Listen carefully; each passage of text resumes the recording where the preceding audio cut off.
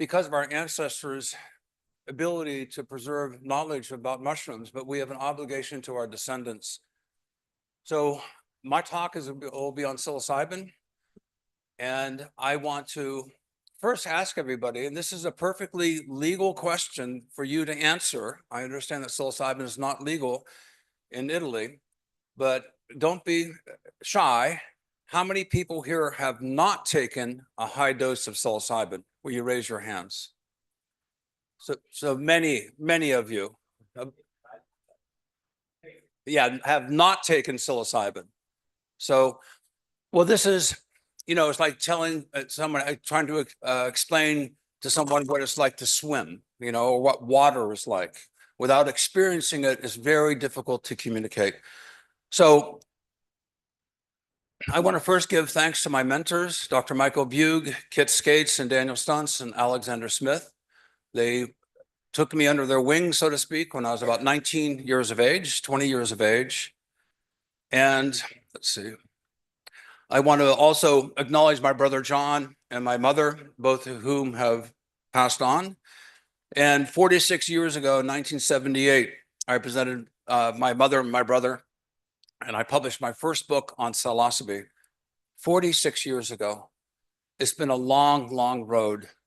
It's because of my mentors that encouraged me on this path, because they saw my interest was sincere.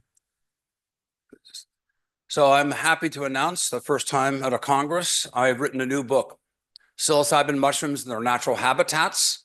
It's to honor Alexander Smith's book, Mushrooms in Their Natural Habitats. Some of you elder mycologists may know of this book. And the publication will be in June of 2025 by Random House. So a RAND report came out this past year. In the United States, more than 8 million Americans consumed psilocybin mushrooms. 8 million, 3% of the population of the people who admitted to taking psilocybin mushrooms. This is something that's sweeping across the planet at a time critical that I think we are in crisis. And it's important that we come up with solutions to be able to help us navigate from the circumstances that we find us in today.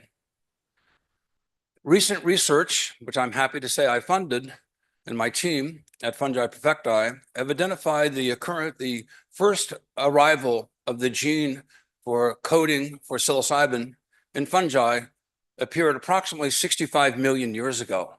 What an interesting date that is, isn't it? 65 million years ago, at the time of approximately the asteroid impact. So these fungi are much older than we are as humans. Now, there's no doubt that we came from Africa. So to our African brothers and sisters, thank you. We are your descendants. And the migratory patterns, as we spread across the world from Africa, first into Europe and eventually into the Americas, only 25,000 years ago.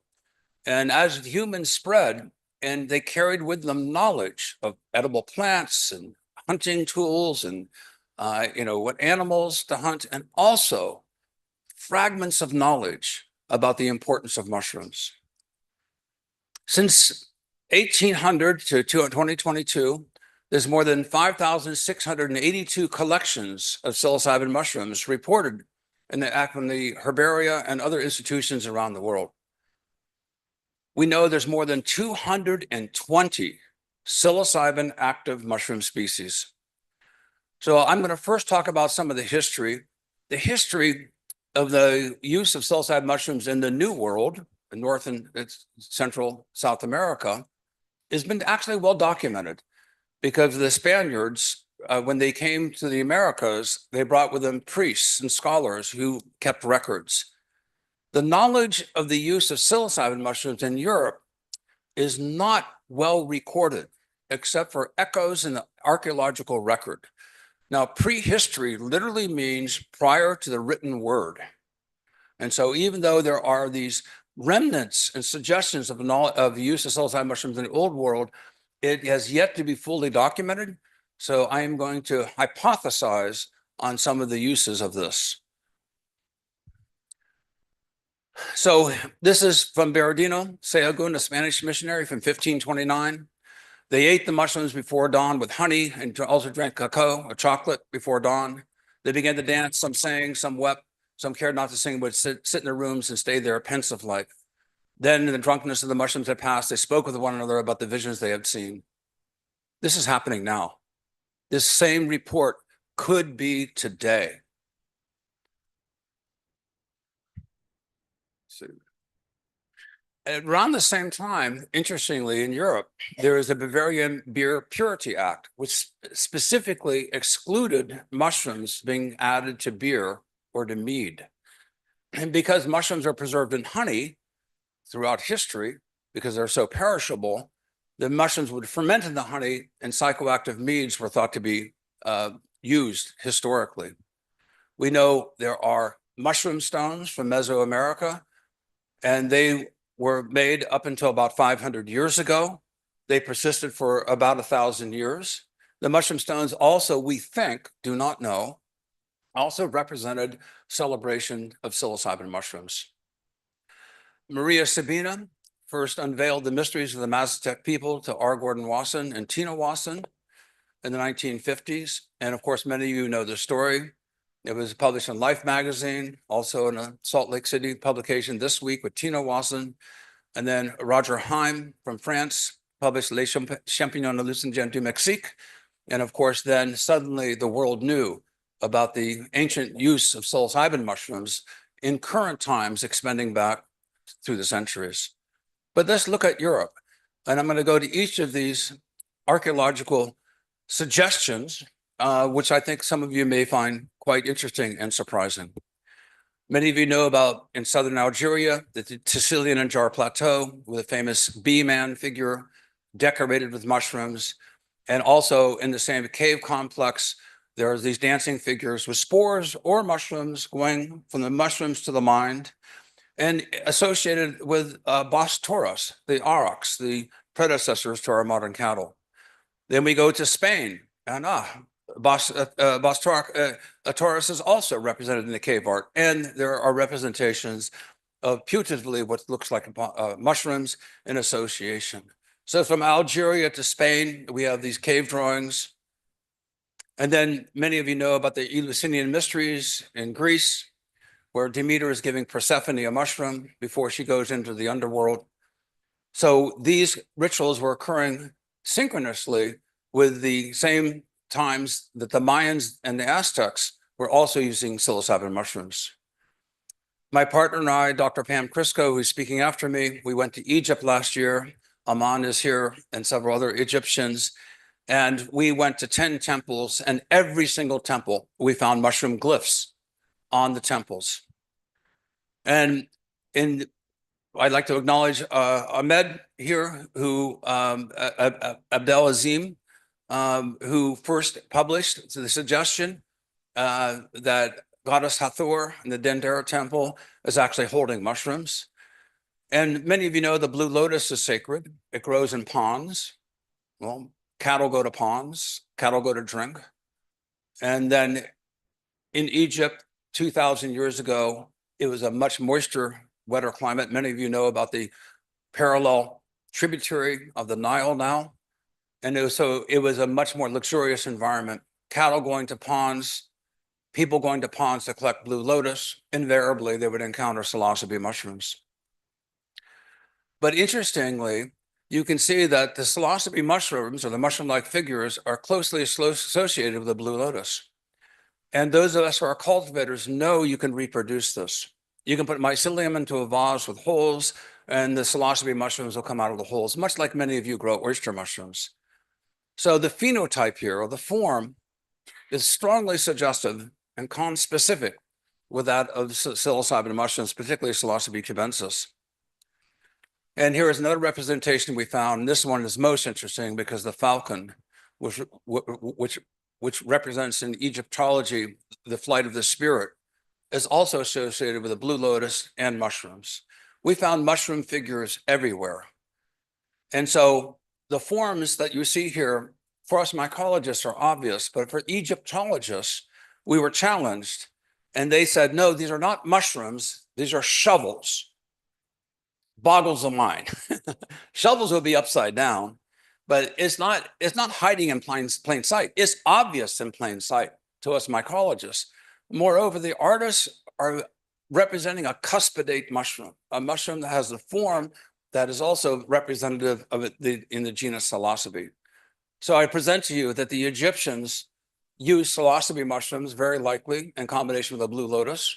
We met alchemists in Egypt. It's called re-indigenization, rediscovering of their ancient roots, and they're combining the blue lotus extracts with psilocybin mushroom extracts today. This is a movement that's happening all over the world. And we found, again, more and more. As many of you know, in the Egyptian culture, the color gold and the color blue is representative in royalty. These are golden mushrooms that bruise blue. So we not only have the shape, but we have the color, and we have direct representations on the temples of Egypt, 10 temples with a close association, the blue lotus and mushrooms. We have $1,000 sort of reward for anyone who can find the DNA of psilocybe mushrooms around the temples of Egypt. So we hope that somebody can do DNA sequencing to see if these are currently there. Psilocybe cubensis grows in a wide variety of megaflora herbivores, such as hippopotamus, zebras, elephants, of course, cattle. And so it's not restricted just to one species. There's a new species of psilocybe mushrooms called Ochriasa centrata, which is being published here shortly. It also looks just like Psilocybe cubensis macroscopically. And then we go to India and northern India, and this Lakshmana temple in northern India about 1,000 years ago. There is also a very phenotypically accurate representation of psilocybe mushrooms. And around this temple today, psilocybe mushrooms are growing on the dung of cattle. And cows, as many of you know, are considered sacred in India. Why? Now, notice how the hand is presenting the mushroom. What you may not have noticed in the 3 slides that I've shown is this presentation, présenter. When you present a sacred substance to somebody else, this sort of universal presentation of the sacrament follows the same form. It's not like a porcini where you lay it out on your hand. You're giving something that's special and sacred. So Maria Sabina giving it to Argord Wasson in India, and Demeter giving it to Persephone. It is a gesture of spiritual significance. And then we recently discovered this. It's in the British Museum. 2,000 years ago, not far from Stonehenge, there is a hearth. And again, for us mycologists, there's no doubt what the artist is trying to represent. Psilocybe semelanciata grows all around Stonehenge, the Liberty Cap. And again, what else could this be? And so the hearth, and I was just recently, my partner and I invited by the Druids. We had a ceremony inside of Stonehenge. I'm greatly honored. They anointed me as a wizard, which I never thought I'd be a wizard. But Psilocybe semelanciata, the Druids are now re-indigenizing, rediscovering their ancient roots. Even though the lineage and history may be broken, the knowledge of mushrooms in your ecosystem by indigenous people invariably will be discovered if there's enough time. But because mushrooms are so ephemeral, they're gone in 4 or 5 days. They may not show up for years later. The knowledge keepers, the mycologists, were a very rare group of experts within the indigenous cultures. Whereas peyote, cacti, ayahuasca, other plants, they're in your viewscape for years, months. But mushrooms are so ephemeral, and because that knowledge is so ephemeral, when we lose a knowledge keeper within indigenous people, we lose a heritage of knowledge that extends back centuries. I went to the Rosslyn Temple. There's more than 100 images of Green Man. I counted less than a dozen of Jesus Christ.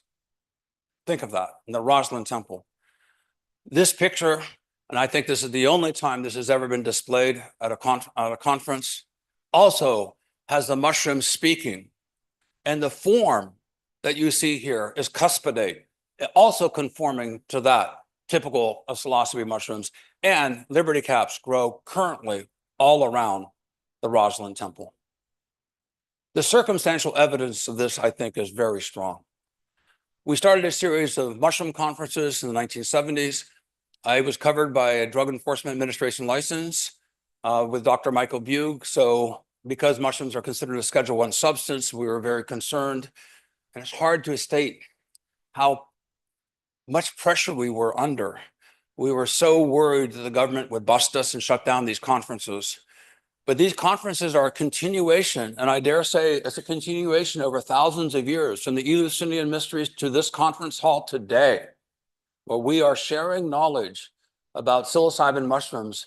And this lineage that we commonly share is across many, many cultures. No one culture can claim ownership to the indigenous use of psilocybin mushrooms. This is something that is part of our common heritage, as diverse as it is. I started writing my books. The great Terence McKenna, featured here. His book, Psilocybin Magic Mushroom Grower's Guide, was the book that really swept the landscape of the world. And people started growing psilocybe mushrooms, primarily because of a mycologist from Penn State University by the name of Dr. Kneebone, a very rarely referenced article that he wrote, he was growing button mushroom spawn. And when he grew psilocybe cubensis spawn, the mushrooms started appearing in the spawn, which most of you know, button mushrooms will not form in spawn, but psilocybe cubensis did. And then this book then popularized that technique. I knew the merry pranksters. This goes back into American history, the Beat Generation, Jack Kerouac, the nitric acid Kool-Aid test, Ken Kesey and the merry pranksters. And I also knew the psychedelic scientists. And so I brought them together in 1999. Ken Kesey and the pranksters met the psychedelic scientists, Dr. Sasha Shulgin and Ann Shulgin are featured there, Andrew Weil. Gary Linkoff is here, David Aurora. Many of you know these mycologists by name. We brought these two groups together for a Millennium Mushroom Conference. So I am honored that I've been able to publish and co-publish several new species: Psilocybe azurescens, Psilocybe wiley, Cynofibulosa, and Psilocybe lentiformans, variety Americana. And this past year, a new species was named after me, Psilocybe stemetsii, which is one, as you know, in the field of mycology, you never name a species after yourself, but it's the greatest, compliment and accolade to have a species named after you by other experts in the field. So Psilocybe cyanescens is a very interesting species. First discovered in 1946, published from the Kew Gardens, from the former director, Elsie Wakefield. Elsie Wakefield published Psilocybe cyanescens. This mushroom appeared in the mulch at the Kew Gardens. And we believe from genomic analysis, Psilocybe cyanescens came from Washington State. And when they moved rhododendrons, as many of these gardens would import plants from all over the world, they brought mycelium with them. And so now Psilocybe cyanescens occurs across much of Europe, including Italy. It's naturalized to Italy. So this is what happens when you move plants, and then when you have wooden ships that are rotting with mycelium coming from Europe or going around the world. Many of these ships are broken down to build houses because they're no longer seaworthy, and they carry mycelium.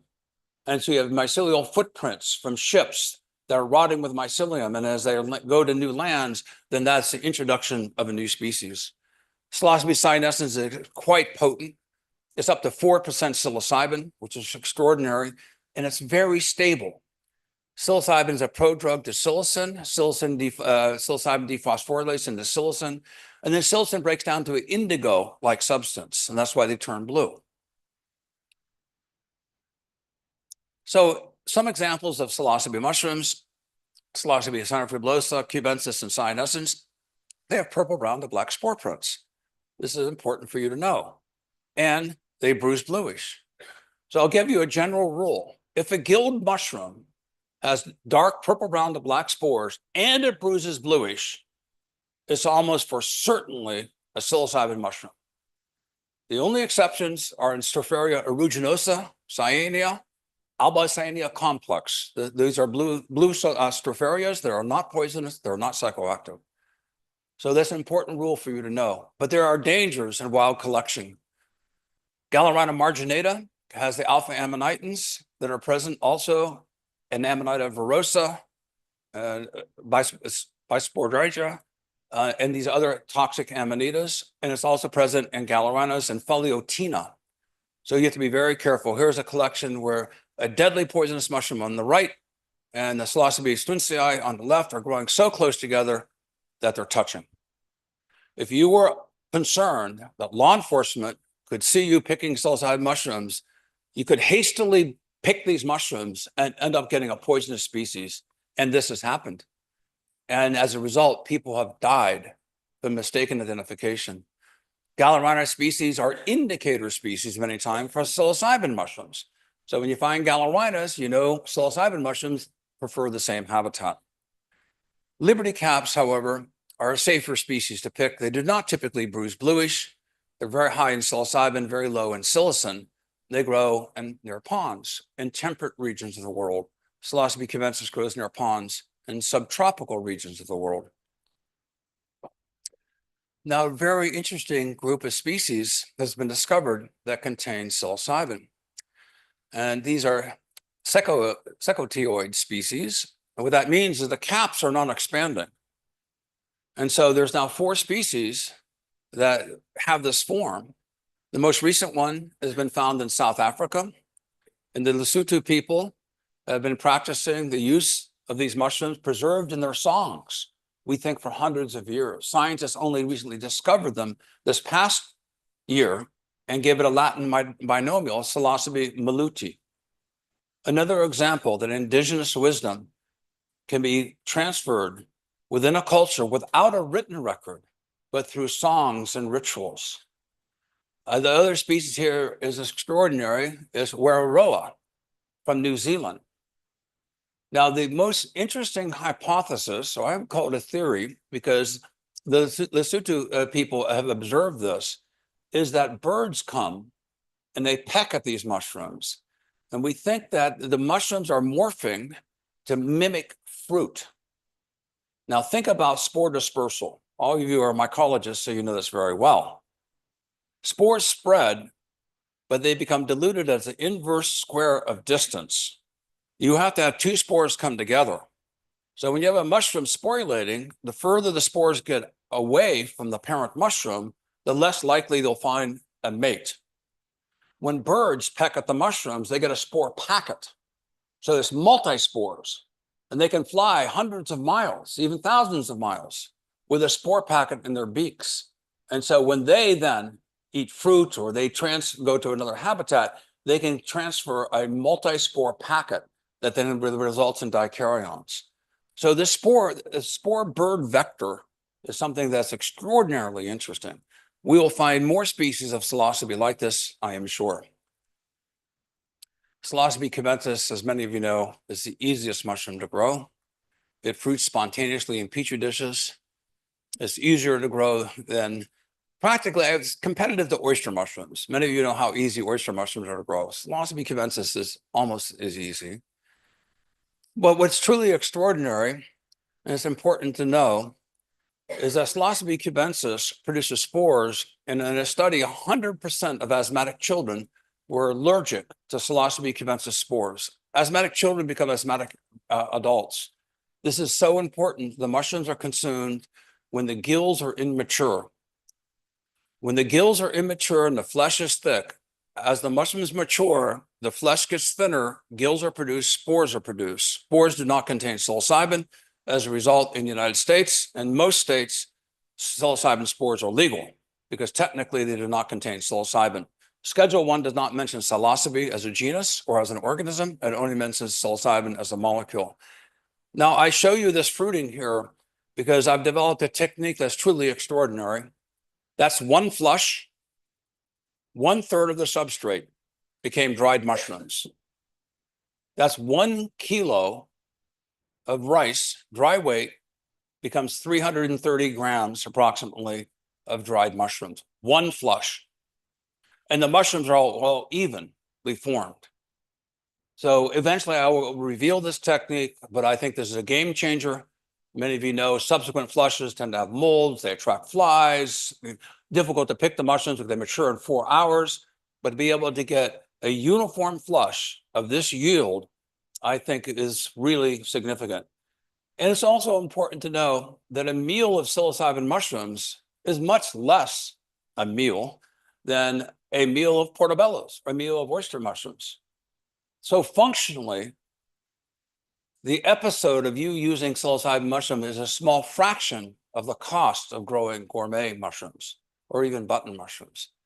This makes this medicine affordable for the masses. And this is why it's really important for us to emphasize the universal availability of psilocybin mushrooms that we think is really important for the population. Following the Aztec tradition, we know that adding mushrooms to chocolate makes a big difference. It makes it more palatable. But many of you may not know about this, is making blue juice, a water extract of psilocybe mushrooms. Now, when you make this cold water extract, not hot water, of course, because of all the proteins and other nutrients, it sours the bacteria within 24 hours. So you have to add vodka or ethanol of some form, or you can freeze them, make ice cubes, something like that. But this is a very, very interesting method for a simple water extraction of psilocybin mushrooms. And frankly, it's just beautiful, right? It's just gorgeous to look at. So let's look at some prospective retroactive surveys. Now, many times surveys lead to clinical studies. So we're going to look at 5 of these surveys, actually 6 of them. So 485,000 people surveyed, statistically significant association with the decreased odds of larceny, property crime, and violent crime. Substantial signal from a survey. Then we look at intimate partner-to-partner violence, 1,266 community members. It found a statistically significant signal showing the association with the reduction of partner-to-partner violence. So I always thought if there was a dating app and you were looking at a potential date, you used to ask them, are you psilocybin experienced or not? If you're psilocybin experienced, okay, move forward. I'm just joking, but there is some truth to that. So that's interesting. Reduction in crime, reduction in partner-to-partner violence, and then opioid use disorder. Psilocybin was the only psychedelic that's associated with the reduction of opioid use. All of us here know friends, families, members, maybe neighbors. The opioid fentanyl crisis has swept the entire world. It is devastating to our medical system, to our economy, to the social fabric. So again, a very strong signal with the reduction of opioid use disorder. And then nature relatedness. And this is a really interesting article because it shows that only the past use of psilocybin has an association with people who have increased nature relatedness. That means that you're more concerned about pollution. You're more concerned about protecting biodiversity. You're more concerned about protecting the ecosystem for your children to have a more sustainable, healthier life. Again, an interesting signal from a retroactive survey study. And then the late Roland Griffiths reached out to me, and because I have large presence in social media, I posted 3 times a solicitation to join the Johns Hopkins University School of Medicine survey on the naturalistic use of psilocybin. And they recruited several thousand people. And the average use of psilocybin was 3.1 grams, mostly psilocybe cubensis. But they found in the survey, there was also persistent reductions in depression, alcohol use, increase in cognitive flexibility, emotional regulation, and spiritual well-being, and also burnout. 11% of people did not benefit. Now, this is important to emphasize. Not everyone benefits, but any drug that has an 89% success rate in improving the condition of people taking these substances before and after would be a medical breakthrough. So these are surveys And now sweeping the United States and sweeping Canada, and hopefully soon to be sweeping Europe, it has to some degree, is the decriminalization of psilocybin. Decriminalization is very clever what these lawyers have invented. They don't make it legal. They decriminalize it to the lowest priority of law enforcement. That means if a law enforcement officer finds you picking or growing psilocybin mushrooms and arrests you, they bring it to court. The court will not even listen or even have a hearing because it's a violation of the civil servant, the law enforcement officer's fiduciary duty to concentrate on priorities of law enforcement. This is the least priority of law enforcement. This is the biggest thing that's happening is the decriminalization.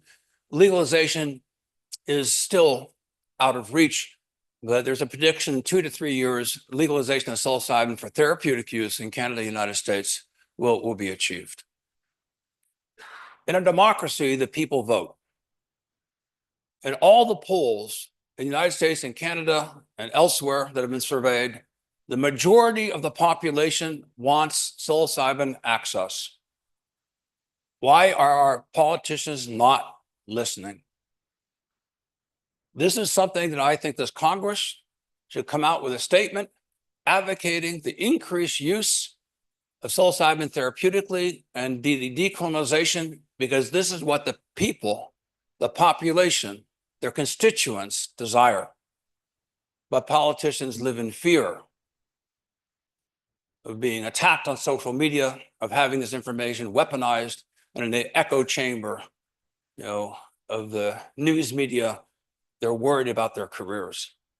It's time for the people to speak up, to stand up, to make the politicians realize this is the will of the people. Now, for anyone who is skeptics here, please go to clinicaltrials.gov, where all the clinical trials are registered. There's 188 universities that registered at clinicaltrials.gov that have gone through the institutional review boards, that have had other physicians and experts looking at whether psilocybin is useful for treating a mental illness that is currently not addressed adequately by other medicines, whether it's safe, whether it can be affordable, and whether it can replace or be a better therapeutic medicine than those that are currently available to the public. 188 universities, folks. That's several thousand medical experts that have looked at the data. The science needs to drive policy with the decriminalization, the legalization of psilocybin. So the question is, how do you run a placebo double-blind control study? And I think this cartoon says it so well.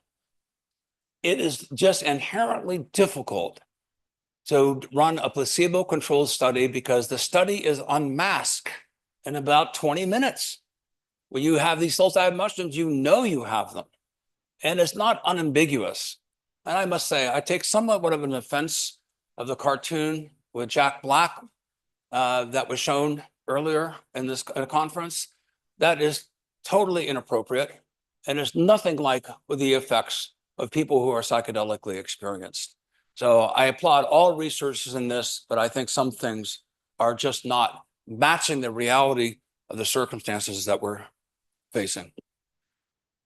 So this has been well publicized as a homological model showing the functional links from placebo versus psilocybin, increased networking of the neural networks.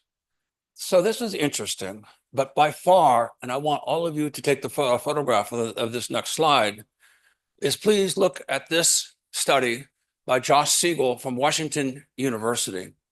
Using high definition MRIs with psilocybin, Ritalin, and day-to-day variability, they found that there was a neuroanatomical evidence of the dendritic spikes of the synapses where psilocybin stimulates new neurons to branch from the end tips, and they come together to form new synaptic junctions.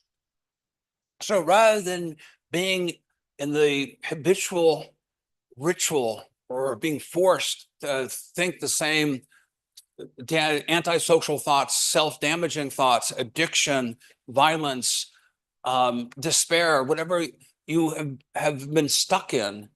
The advantage of psilocybin, it gives you an alternative pathway of thinking to circumvent that which has trapped you perhaps for decades.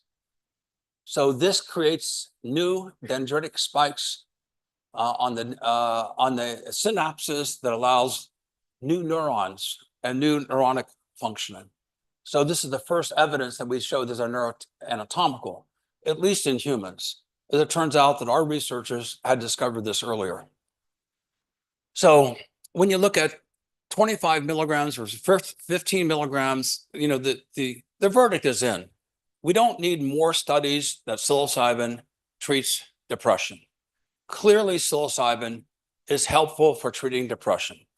Of the 188 clinical studies, there's about a dozen of different types of depression, and all of them, the results of which have been showing the same. And so psilocybin, as an antidepressive drug, has a lot of a future. So earlier studies, double-blind, placebo-controlled, with habitual tobacco addicts.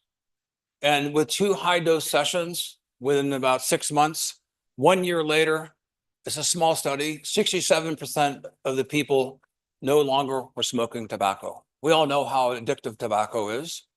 Think of that, 2 doses.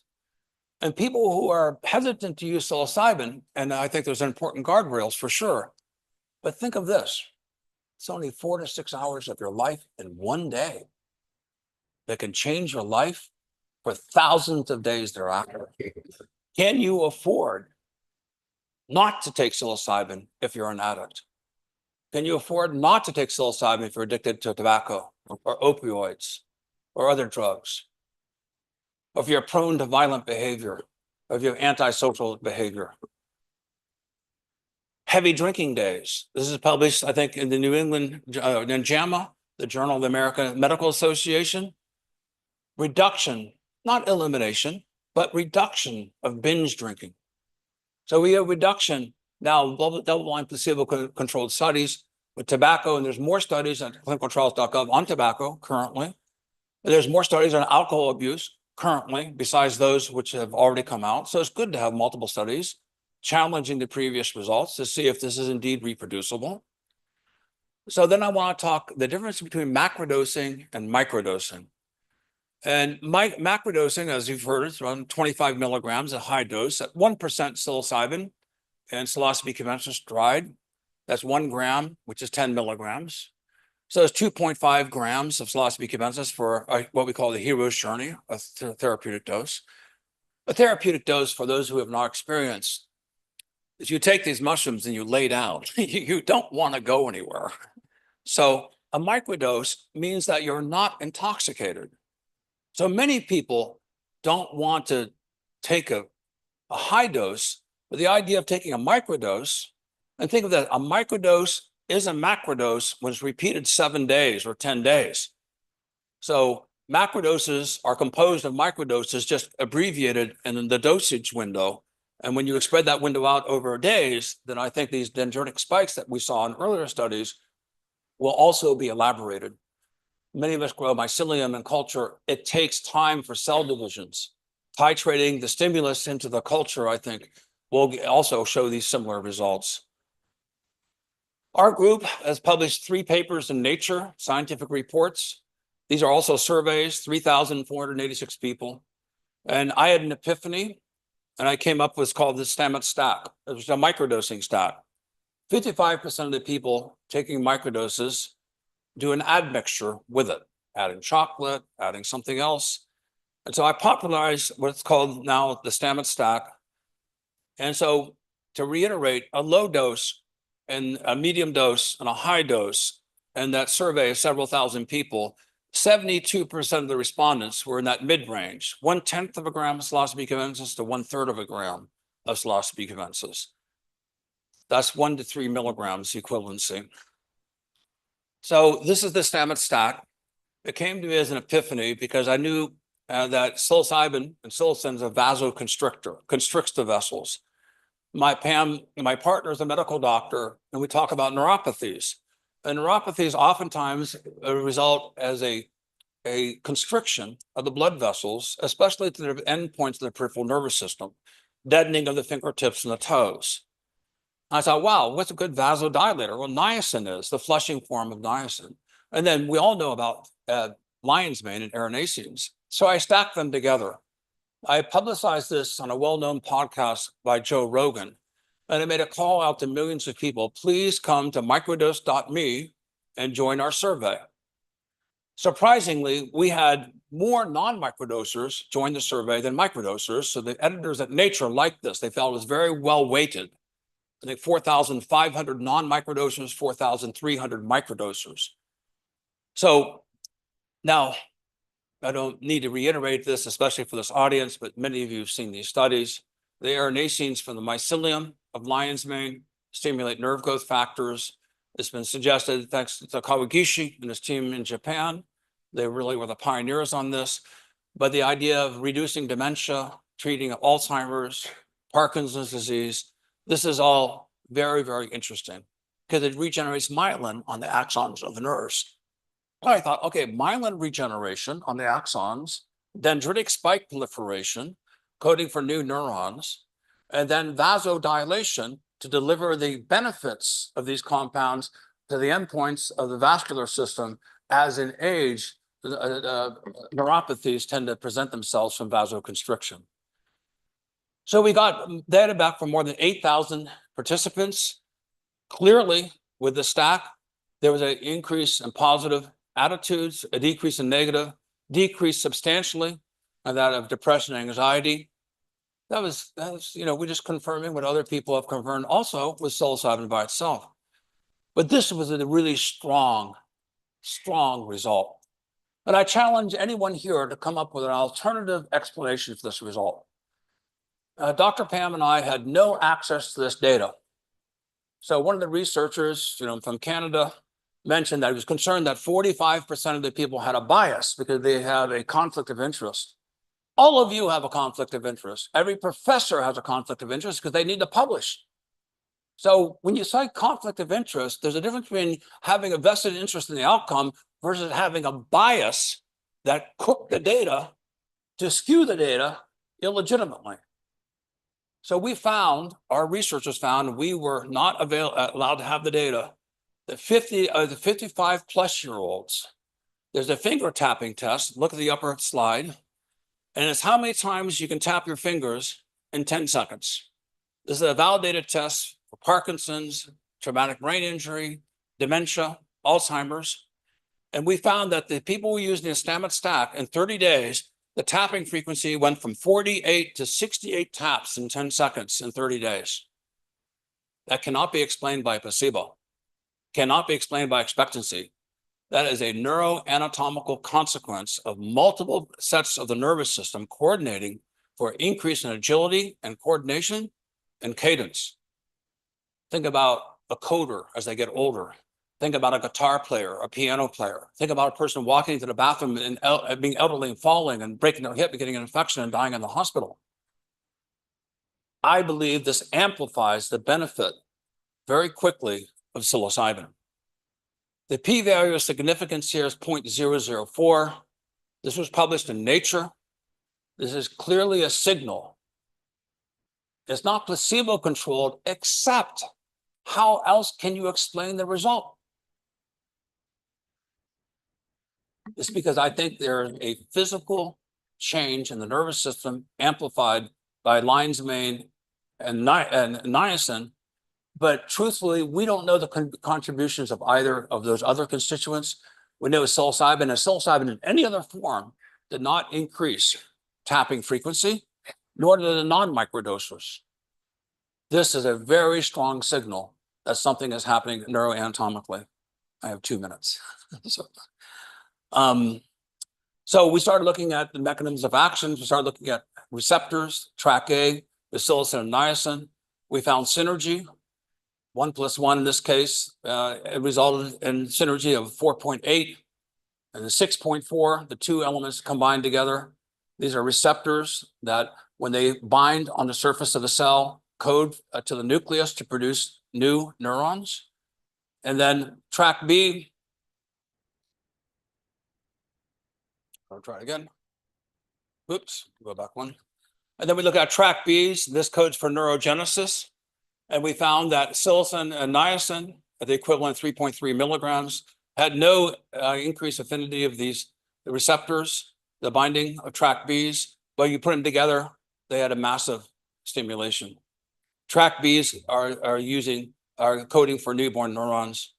And so this article, 2 articles came out recently that shows that SSRIs and most antidepressants work because of track B binding.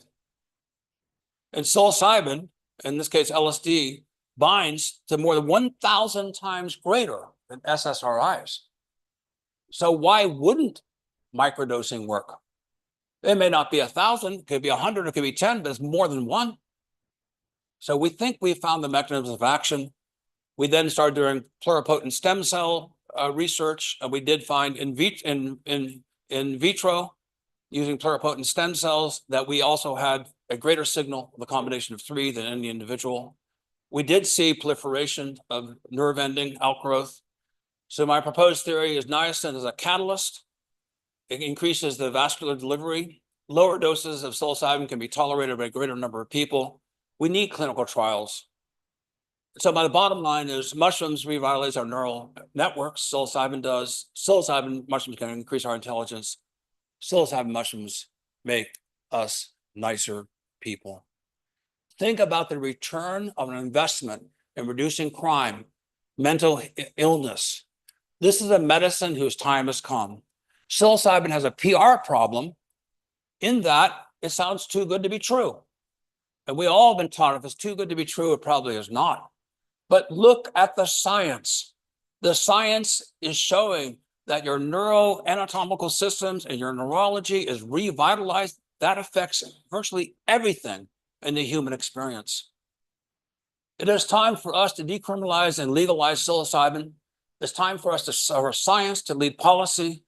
All of you can be champions of this. You're welcome to take this information I provided and spread it far and wide.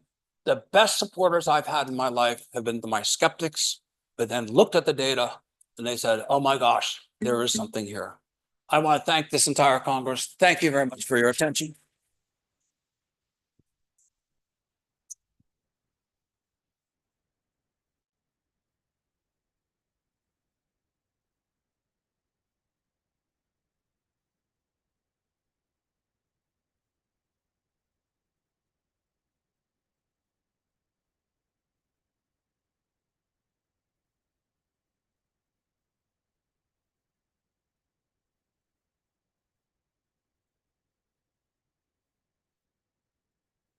Any question?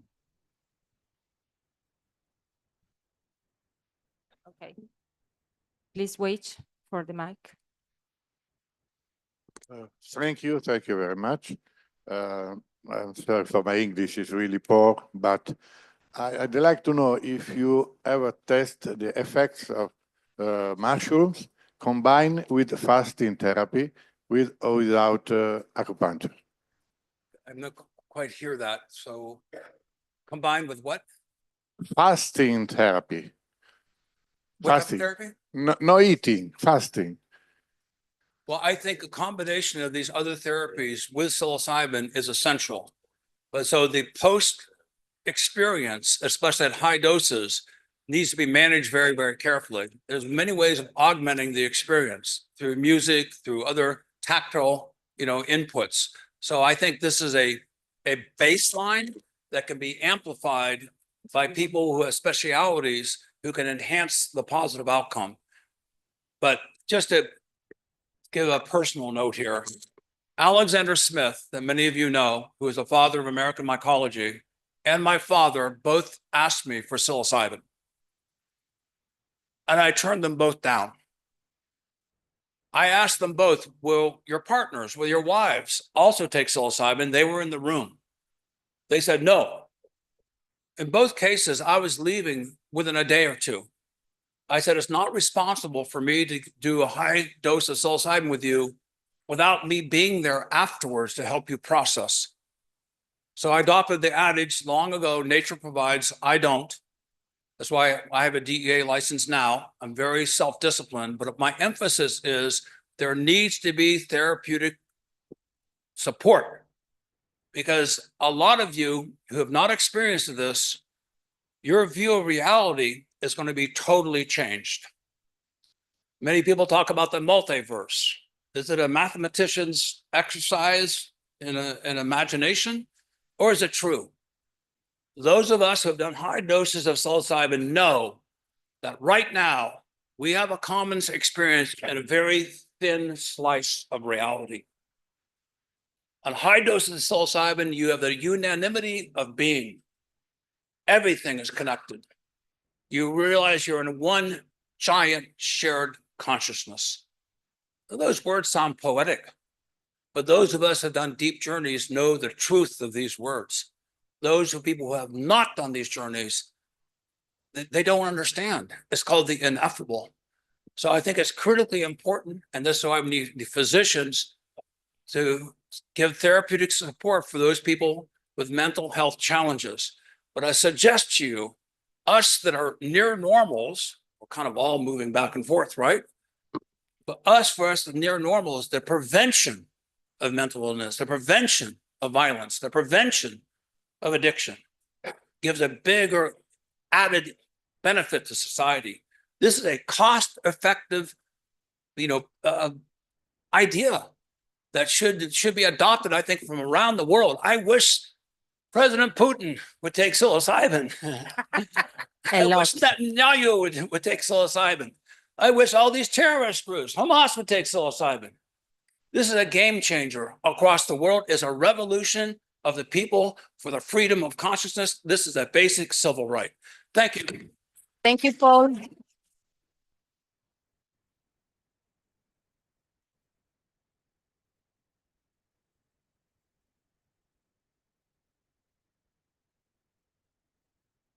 Thank you all for your time here. We have a talk that we were slotted into this as a follow-up. This will be a talk by Dr. Pamela Kriskov, and the title of the talk is Psilocybin-Assisted Therapy for Palliative Patients, a Patient's Perspective. You got 15 minutes to make this presentation, and for your questions, we might not be able to take questions, just to let you know, because it's a slot in. So the floor is yours. Hello, thank you, everyone. It's an honor to be here and to talk to you today. So we're getting a lot of data on psilocybin at this conference, and I think it's really important that we see also the patient perspective on the experience of having psilocybin therapy. So I'll be combining two papers that our research team has put together, one on the patient experience of psilocybin-assisted therapy as a palliative care patient, and as well as their experience with different forms of psilocybin. So my disclosures, I have 2 academic appointments at 2 different universities. I have a number of board positions. I'm the medical lead of the Roots to Thrive psychedelic assisted therapy program, which is where this information is coming from today. And I work on 2 different research teams in Canada. So psilocybin-assisted therapy for palliative patients. Why? Why has this been leading the way on our psilocybin therapeutic research? So first off, there's strong rationales for it. Palliative care patients have very unique challenges. Not only do they have a life-threatening disease, but along with that disease, they also have mental health challenges, including experiencing hopelessness, loss of meaning, uncertainty, anxiety, and depression. Our current therapeutic options for this are quite limited.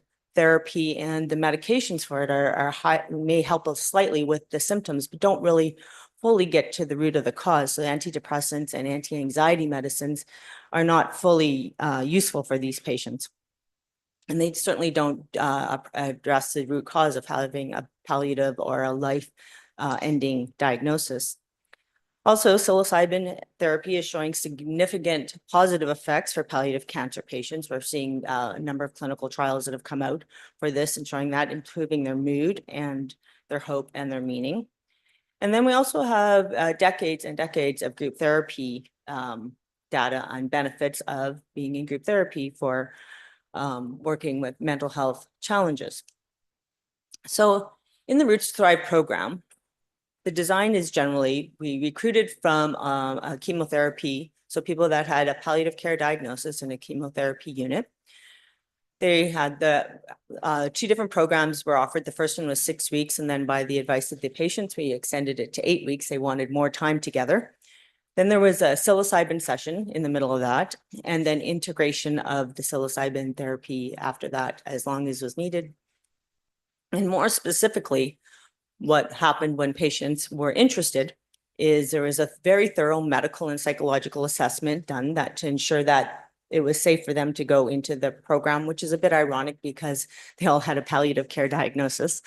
There was thorough education on what psilocybin therapy is and what the group therapy process would be, and ensure that there is thorough consent. We did 2 validated mental health screens for depression, one for depression, one for anxiety. Then once they qualified at that point, then there was 4 weekly online sessions with the therapeutic team so that the patients could stay in their own homes with their own families and participate at first.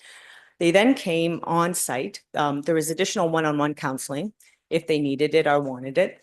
Then they came on site to our therapy center in Nanaimo, which is on Vancouver Island in British Columbia, Canada, and had their psilocybin session in their group that had been meeting online.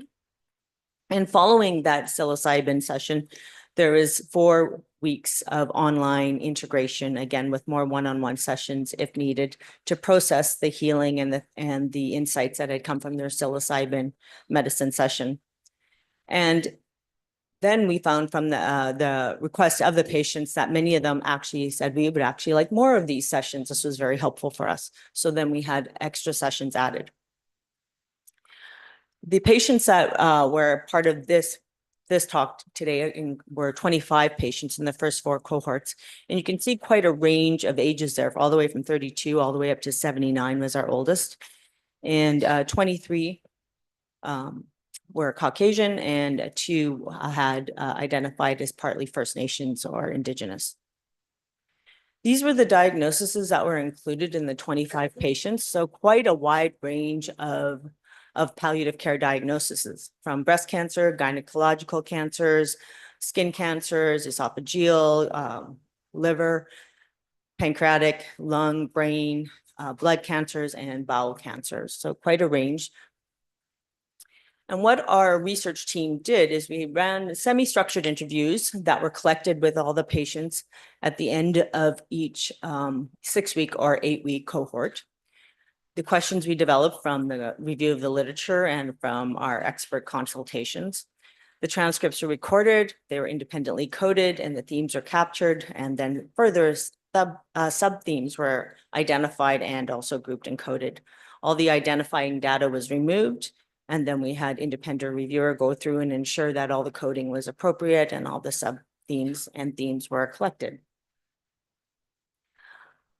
So this is here is what I'm going to go through now is what the sub-themes are and what we were finding from the patients, so in their own voice.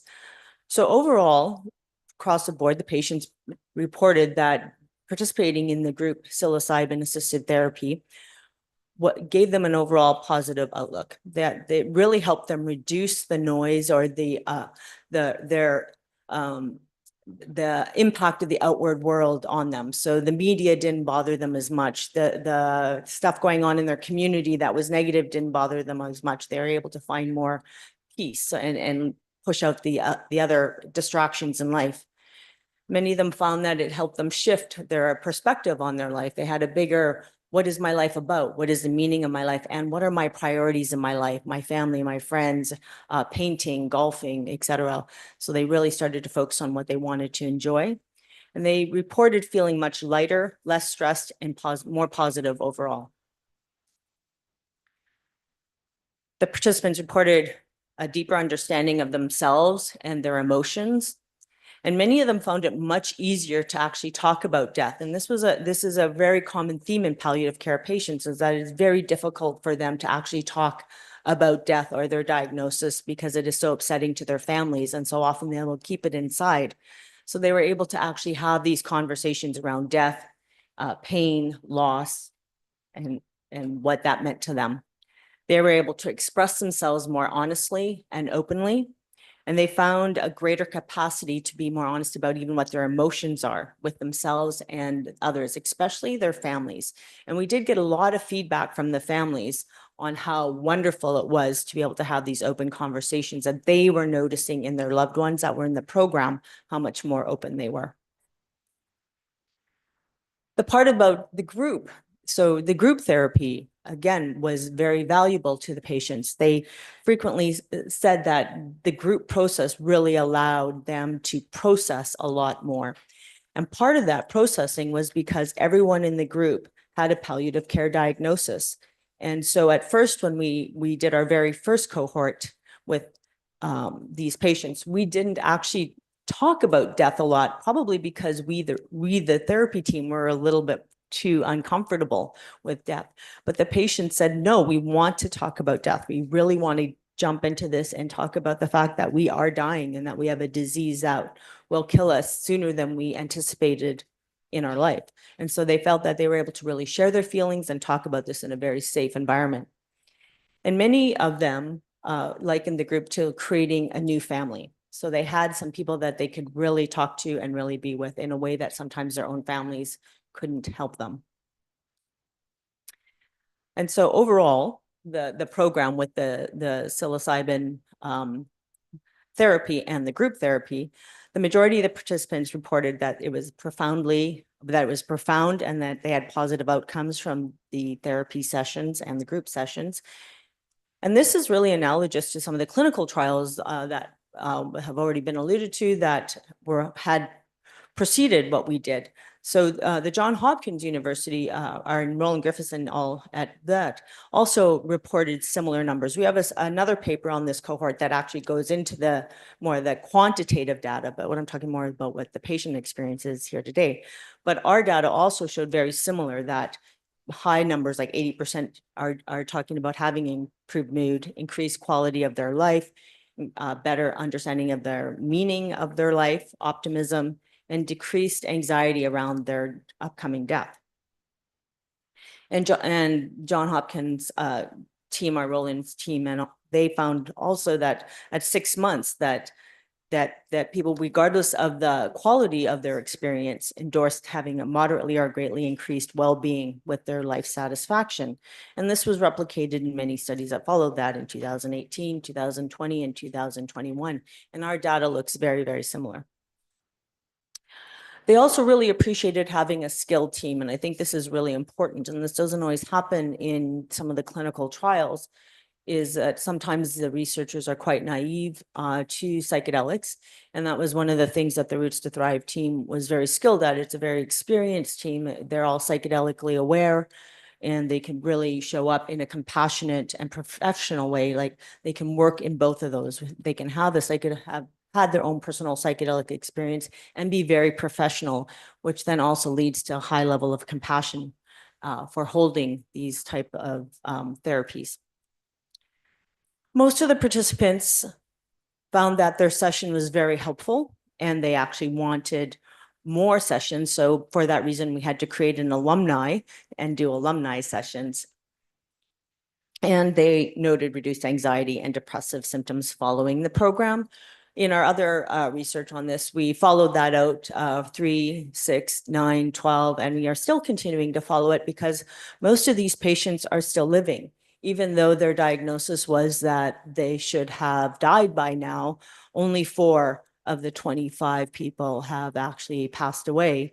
And so there's another very interesting element there that probably should be studied. Does psilocybin-assisted therapy in palliative care patients extend life? And that's certainly what we're seeing. There's certainly challenges with running programs like this. Psilocybin therapy or psilocybin mushrooms certainly can cause discomfort. Some of the expected effects that we found for a few of the participants, some had some nausea, 2 had some vomiting during their psychedelic journey or psychedelic session. Most of them do have headaches. Headaches after a psilocybin session is very common, and that was easily treated with over-the-counter medications. And some had some physical pain while they were emotionally processing in the psilocybin session. And that physical pain was transient. So after a good cry, the pain went away. A number of the participants disliked the therapy space. So that's something to keep in mind. Many of these therapies we're thinking that are going to be done in hospitals or therapy centers. Our therapy center is actually quite nice, but there was still like, it could have been nicer. It could have been more retreat-like, more nature-based. And I think that really aligns with healing. The more beautiful the place you're in, the more likely you are to heal and feel better. So we would definitely prefer to be in a more nature-based setting for our future cohorts. Group therapy is not for everyone. 2 of the participants would have preferred individual sessions, and we do offer individual sessions in our program as well. But that is something we would be more careful with to make sure that group is the preferred option. And then there's cancer-related complexities. For instance, our patient with bowel cancer had an ostomy bag, so you have to be very careful about managing those during a psilocybin session. Plus, 17 of the patients were still in active treatment. And so there are side effects of active treatment, such as mouth sores for those in chemotherapy, hair loss, physical pain. And so you have to really manage those other symptoms that go along with the fact that these people all had cancer diagnoses. And then the psilocybin form. Throughout the program at the beginning, we were actually, through Health Canada approval, allowed to use whole psilocybin mushrooms. And then as the regulations changed in Canada, the second cohort had synthetic psilocybin. And then now the third, fourth, and into our current cohorts all get mycologically or fungally extracted medicine made from whole Psilocybe cubensis. So it has most of the constituents. Overall, if you're considering bringing this type of therapy, there are some very good advantages to it. You know, doing group therapy and doing psilocybin therapy is expensive. You have a good team. It takes a long time. It's not just handing a pill and walking away. So the group sessions can be really more efficient. You can have more people on the team shouldering the burden. They can reduce costs. And the other part about the group therapy that the patients really loved and we loved is that they had peers. They had people to talk with and learn with, and the groups often met on their own outside of the program. And actually many of the groups still meet on their own now years later.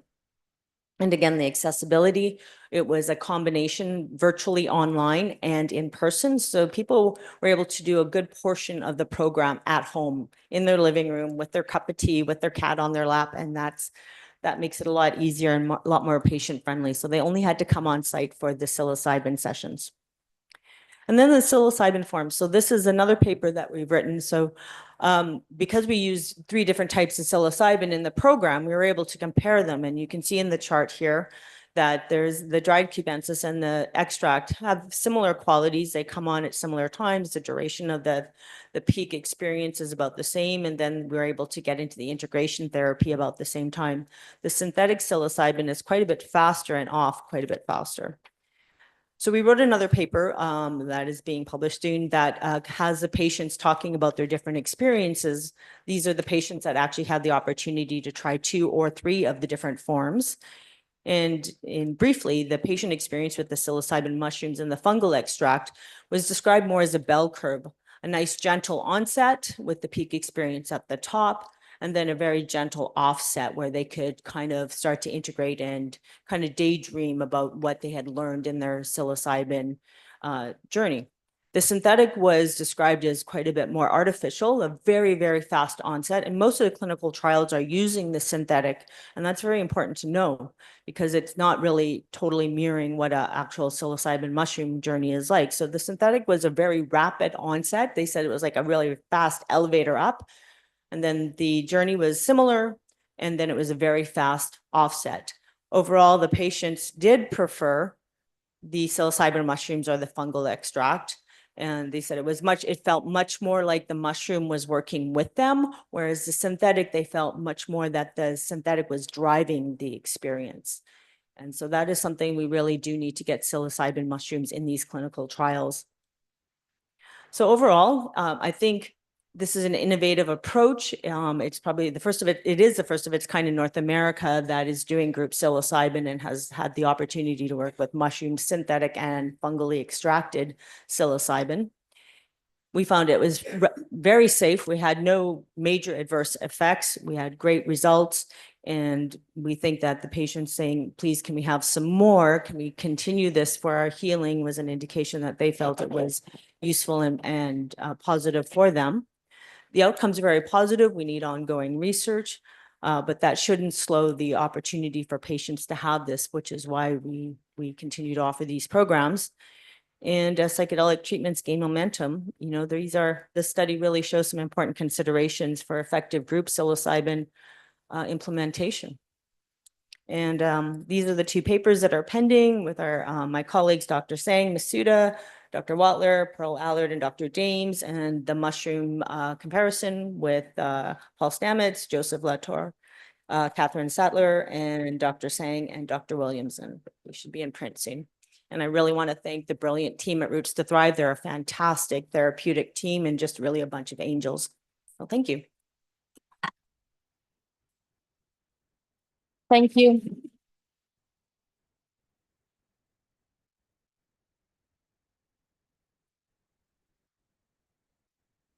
Thank you. Thank you very much. I want to tell you that during my speech, you will have the opportunity to listen to a real experience of a palliative care patient, Andrea, who is here with us. But before this, I invite to the stage Professor Zullino, who came from Geneva Hospital from Switzerland. Daniele Zullino studied medicine at the University of Basel and completed his doctorate there on the familiar risk factor of tobacco addiction. Head of the addiction service of the Department of Mental Health and Psychiatry at Geneva Hospital since 2005, he collaborates with WHO, in particular with the development and validation of screening instrument and early addiction intervention. Thank you for coming. The floor is yours. Thank you. Thank you already for inviting me. And thank you, Tanya, especially for giving the opportunity to talk about something we do since several years in Geneva. Psychedelic assisted psychotherapy. So the title, How to Catalyze the Mechanism of Psychotherapeutic Actions. There are two more reasons why it's a good idea to invite me. The first is I'm, as my name shows, here from the region. So thank you to bring me back. And the second one, I grew up in Basel. And Basel is an important city for psychedelic research. As it happened in Switzerland, in Basel, where Albert Hofmann discovers LSD, also originating from a mushroom. He discovered it in 38, but he discovered mainly the effect. He made his first trip in 43. Bicycling, accompanied by his assistant home, and describing later his first psychedelic trip. I knew Albert Hofmann as I started in Basel. Just that. But he also discovered psilocybin and psilocin as Gunnar Wasson sent him a sample of his mushrooms. There he and his team had several weeks and several months even to discover it, but at the end it's also in Basel that it was discovered.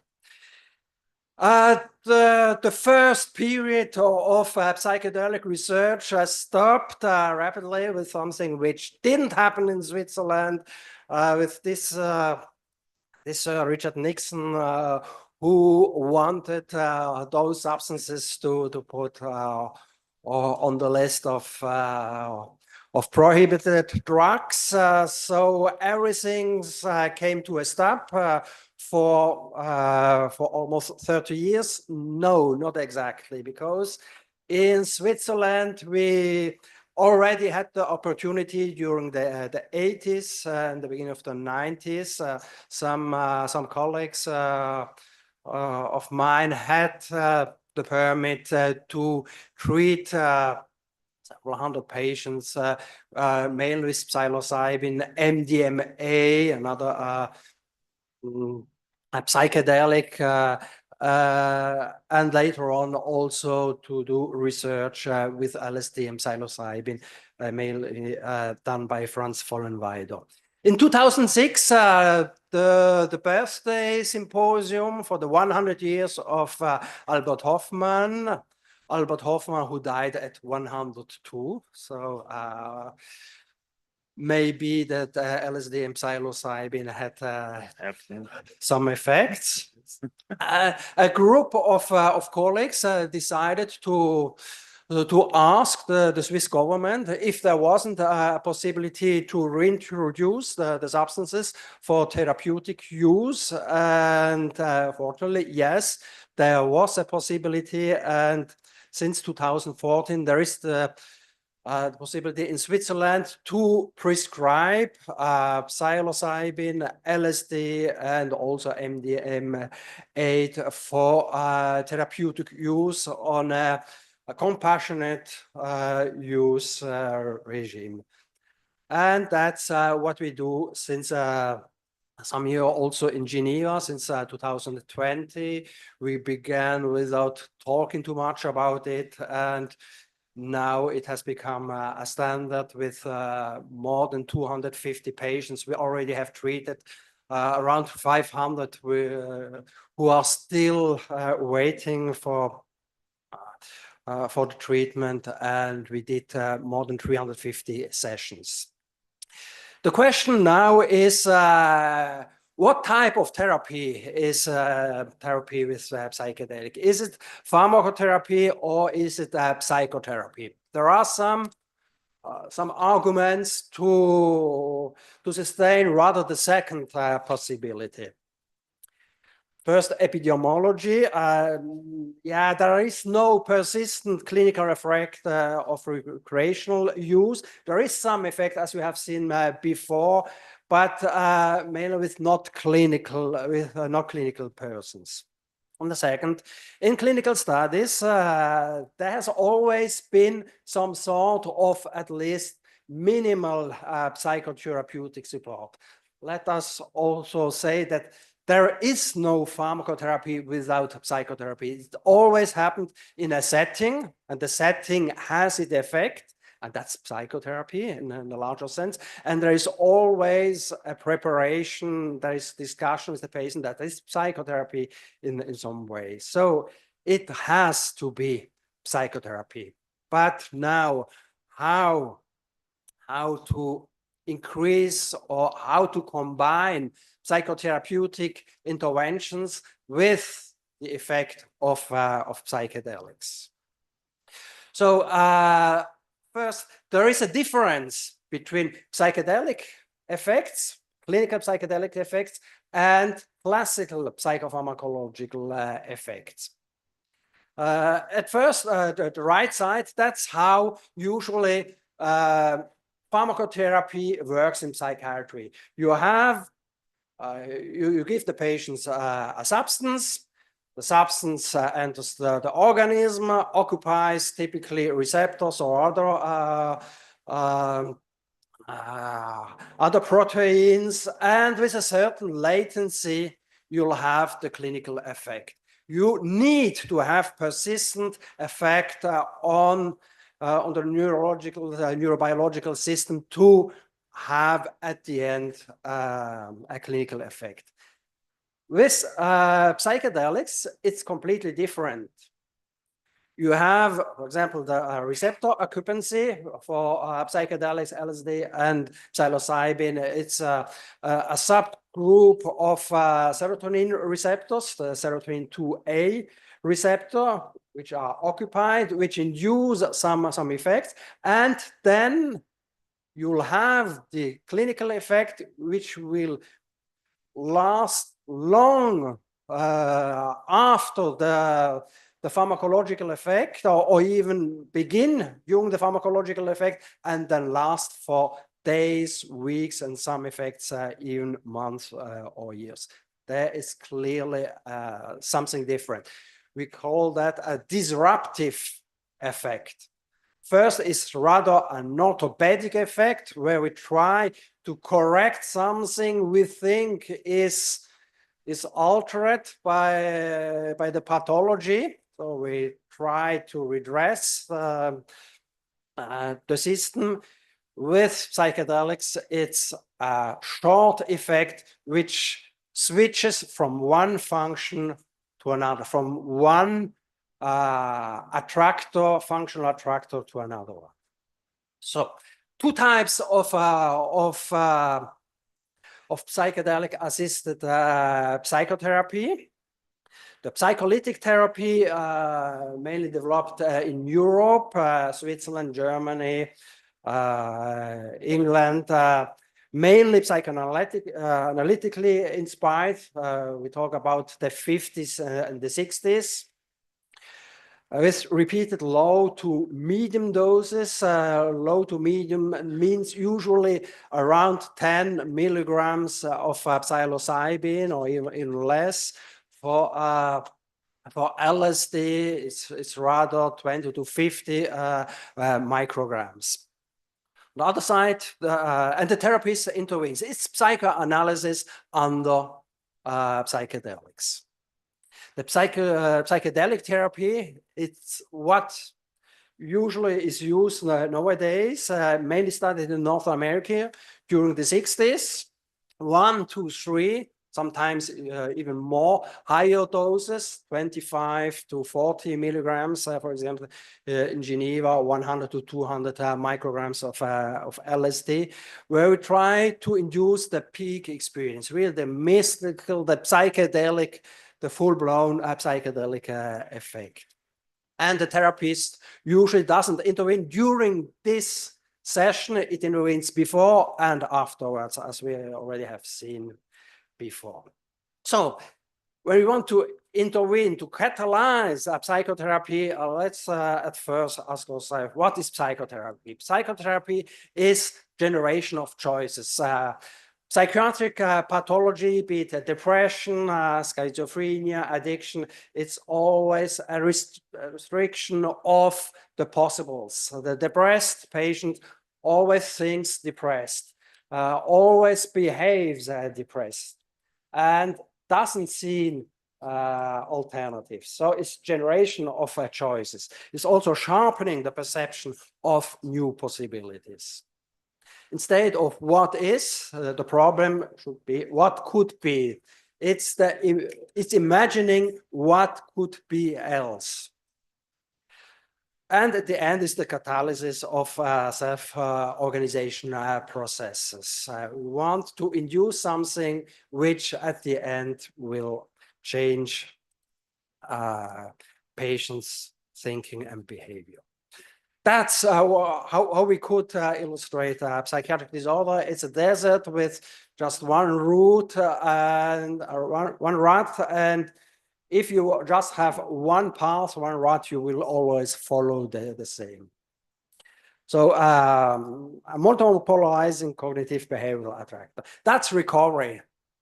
Recovery is opening the possibles to new possible, what we call new possible selves. What do I want to become? Who do I want to become?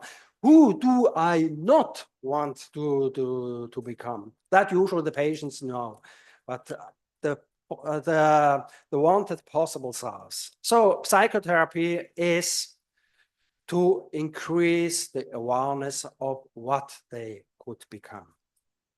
And for that, you need neural reorganization at a neurobiological level. And there we all, this morning already have seen psilocybin, LSD do exactly that. They reorganize neural networks and they increase neural plasticity. So we have to combine, if we want to have the maximum effect of psychotherapy, with this neural reorganization and neuroplasticity. Psychotherapy is also to know what is important for the patient, a clearer view of certain aspects of the world, not of everything. drawing the attention to what is essential, what is valued by the patient. So to do psychotherapy, we need objectives, and that's already the first step. The first step of every therapy in general is to know what is the endpoint we want to achieve. Essential objective. What are essentials of an objective? Are the objectives which are essential for the patient, which usually are value-based. We can call them strategic objectives. When we attain those objectives, therapy ends or should end. And in between, there are instrumental objectives, mechanisms of action. They can be universal, as we'll see, or specific for a specific psychotherapeutic approach. We will call them tactical objectives. Now the question is, how can we increase, how can we catalyze processes which are directed towards essential and instrumental objectives? Essential objectives can be defined by two dimensions, the possible selves, we already have seen, and the core value. What is important for patient? What wants the patient to be achieved? Ego-centered, community-oriented objectives. Does he want to give something to the world, to have something in the world, or have a certain style of life? And clearly those two are correlated. So what are the effects of psychedelics? Three main axes: altered state of consciousness, the visionary restructurations, so pseudo hallucinations. There are not hallucinations. The patient is always aware that the visual alterations are induced by the substance, synesthesia, and so on. You probably know all that. Then there is the oceanic boundlessness, probably even more interesting. It's a very pleasant state of ego expansion. I'm not only myself, you are also me, or we are. The whole world is one. The shifts of boundaries of the self. This comes together with shifts of values. When the depressed is mainly ego-centered, I have problems, I am the problem, and so on, it shifts to what there is a whole world. There is more something more important, for example, than myself. This comes together with the experience of unity, the transcendence of space and time, mainly time. Time changes. There is at some points no more time. If there is no more time, there are no more bad memories. There can't be, and there can't be any problems, because problems are always feared in the future. It's a divine state, if you want. In that state, I'm God. Don't take me too seriously. And there is the third axis, which can be difficult to support, but we know today that's a positive prognostic factor. If that happens during the session, and we can process this during what we call the integration sessions, the day after, the weeks after, there is an increased effect of this type of therapy. We don't call it bad trip in a therapeutic setting. It's a challenging experience.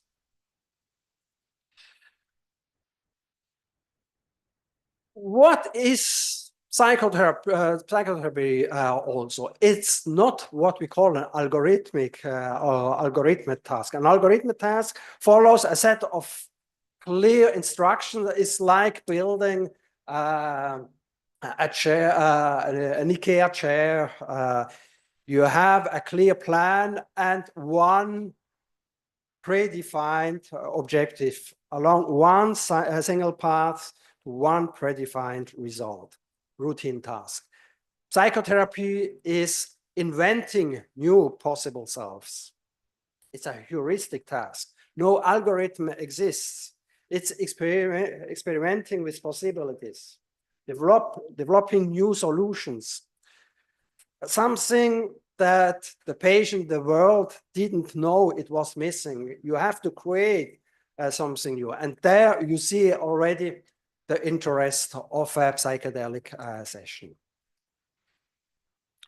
Psychotherapy always happens in two phases, one first phase and two following phases, cyclic phases.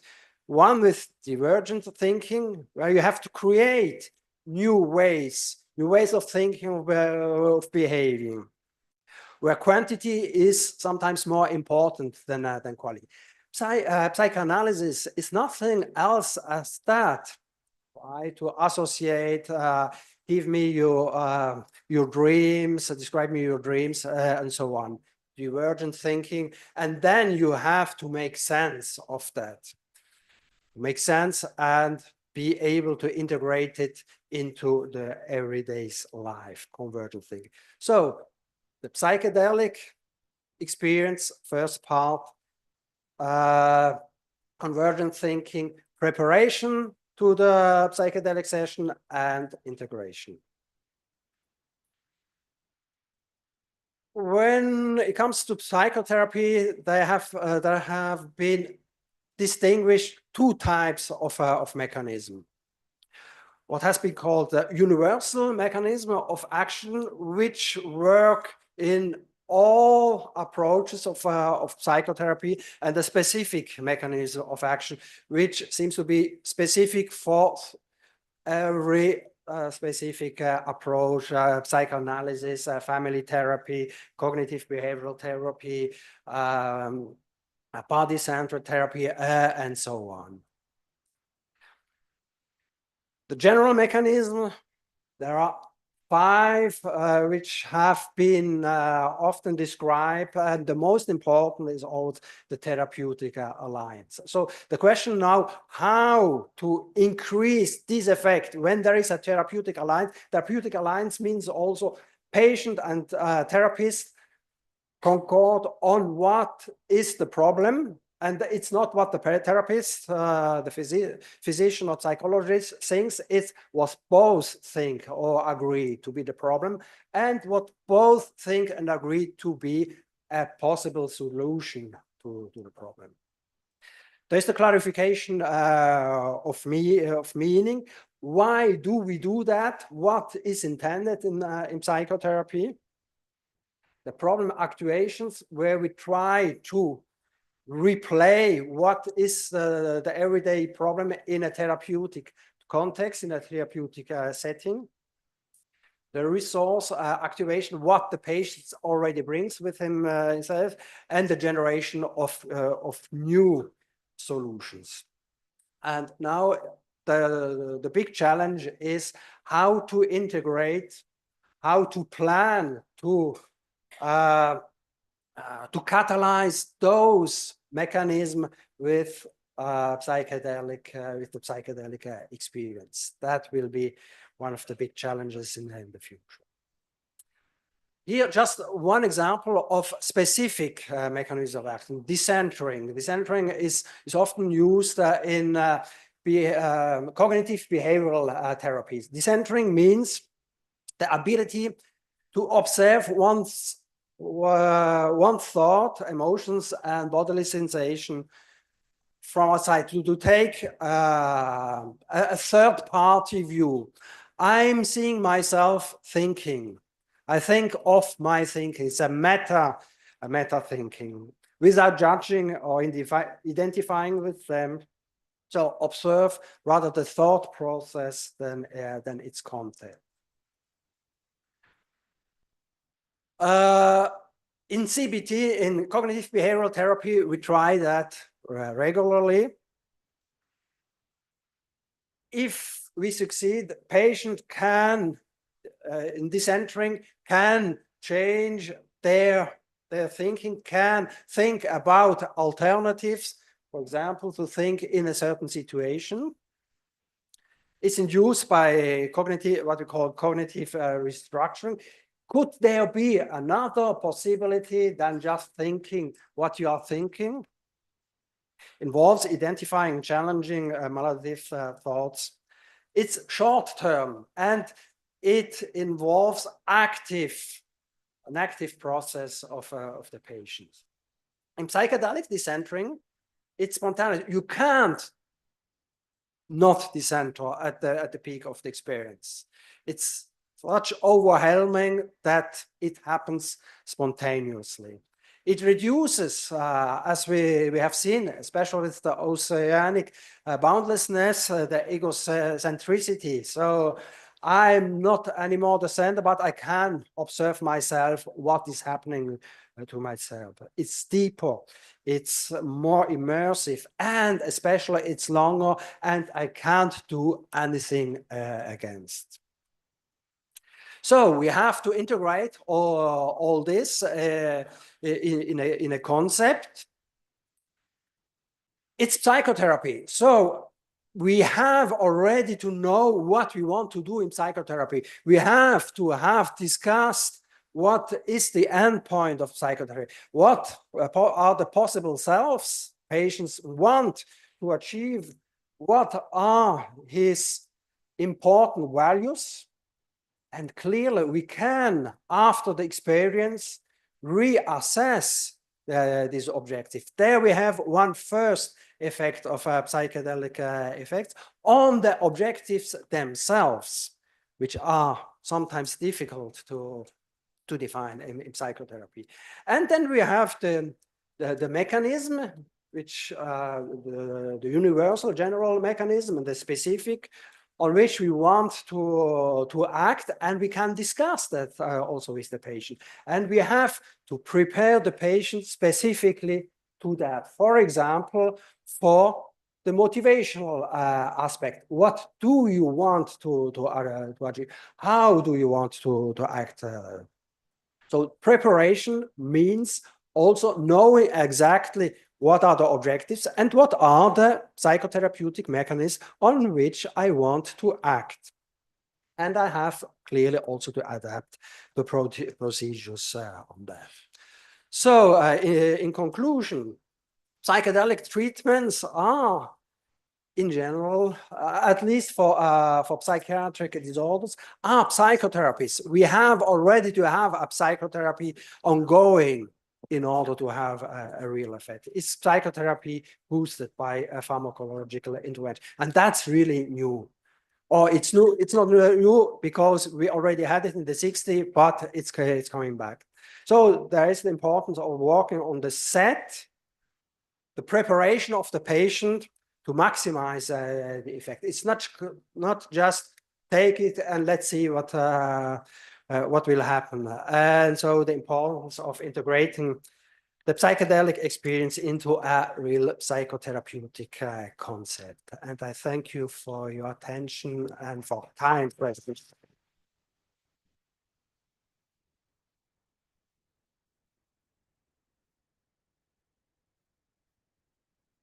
Thank you, Daniele. You are so punctual. So we have 2 minutes for one question. Thank you. Also. Any question? Okay. Thank you so much. Thank you.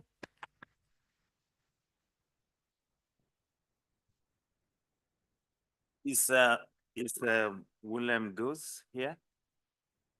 Okay. Right. Okay. Yeah. William Goose is a researcher and cultivated mushroom for the past 15 years, and he has various background in science of plants and mushrooms, and he continues to be an advocate for decriminalizing psilocybin. He'll be talking to us this morning. Let's give him a roll. Thanks. Hi, thank you so much. Thanks for that introduction. Really proud to be here, giving my second talk for this conference, and I'm also really excited with the growing attention to this emerging, exciting psychedelic space that we find ourselves in. So sorry, I have a script that I want to read. It's kind of a new presentation for me, but I'll just get into it, and I'll try not to repeat too much. There's been so much great education around this so far, and I have a very humble involvement in the space. All right, so this presentation will explore the ethnomycological and therapeutic aspects of psilocybin mushrooms, providing key insights into both their historical significance and latest advancements in psychedelic research. As was mentioned, my name is William Goss. I'm a nutraceutical culture specialist at Amisil Monterey Mushrooms, and I've been involved in the cultivation and study of various mushroom species, including those with therapeutic benefits. Through this presentation, we will delve into the cultural, ecological, and policy-related perspectives surrounding psilocybin mushrooms, which have been an integral part of human history, as we've learned this morning. Maybe knew about it before also. Oh, voice. Okay, thank you. Yeah, today we're witnessing a renewed interest in these fungi, not only for their ethnomycological significance, but also for their therapeutic potential. Modern science is catching up with recent studies showing promising results in using psilocybin to treat a range of mental health disorders, from depression to anxiety. The rich diversity of psilocybin producing species, which spans over 200 varieties, growing, I'm sure, as we find more and more, reflects the complex chemical landscapes that contribute to their varied effects on the human mind and body. So I think one of these pictures from you, Paul, this is just to give you an idea of the great diversity that we have across several genera, and yeah, an amazing, incredible list of species. So the ecological diversity of psilocybin mushrooms plays a crucial role in determining their potency and chemical makeup. Factors like soil composition, moisture, and altitude directly impact their growth and therapeutic potential when picking from the wild. For instance, psilocybin cubensis, one of the more commonly cultivated species, probably the most common mushroom available. It shows a wide variation in potency based on all types of growth conditions. This underscores the importance of understanding the parameters to optimize cultivation for therapeutic use. So this is probably outdated now as we test for more and more mushrooms. The amount of potency testing that's going on is quite incredible. And I think that now there's contenders for the most potent mushroom as new strains are being developed. The use of, so you have to get into the historical use of psilocybin to pay respect to the traditions and history from where we come from and where these mushrooms have been used. And but yeah, there's deep-rooted history, particularly in indigenous cultures of Mesoamerica, but was mentioned really all across the globe.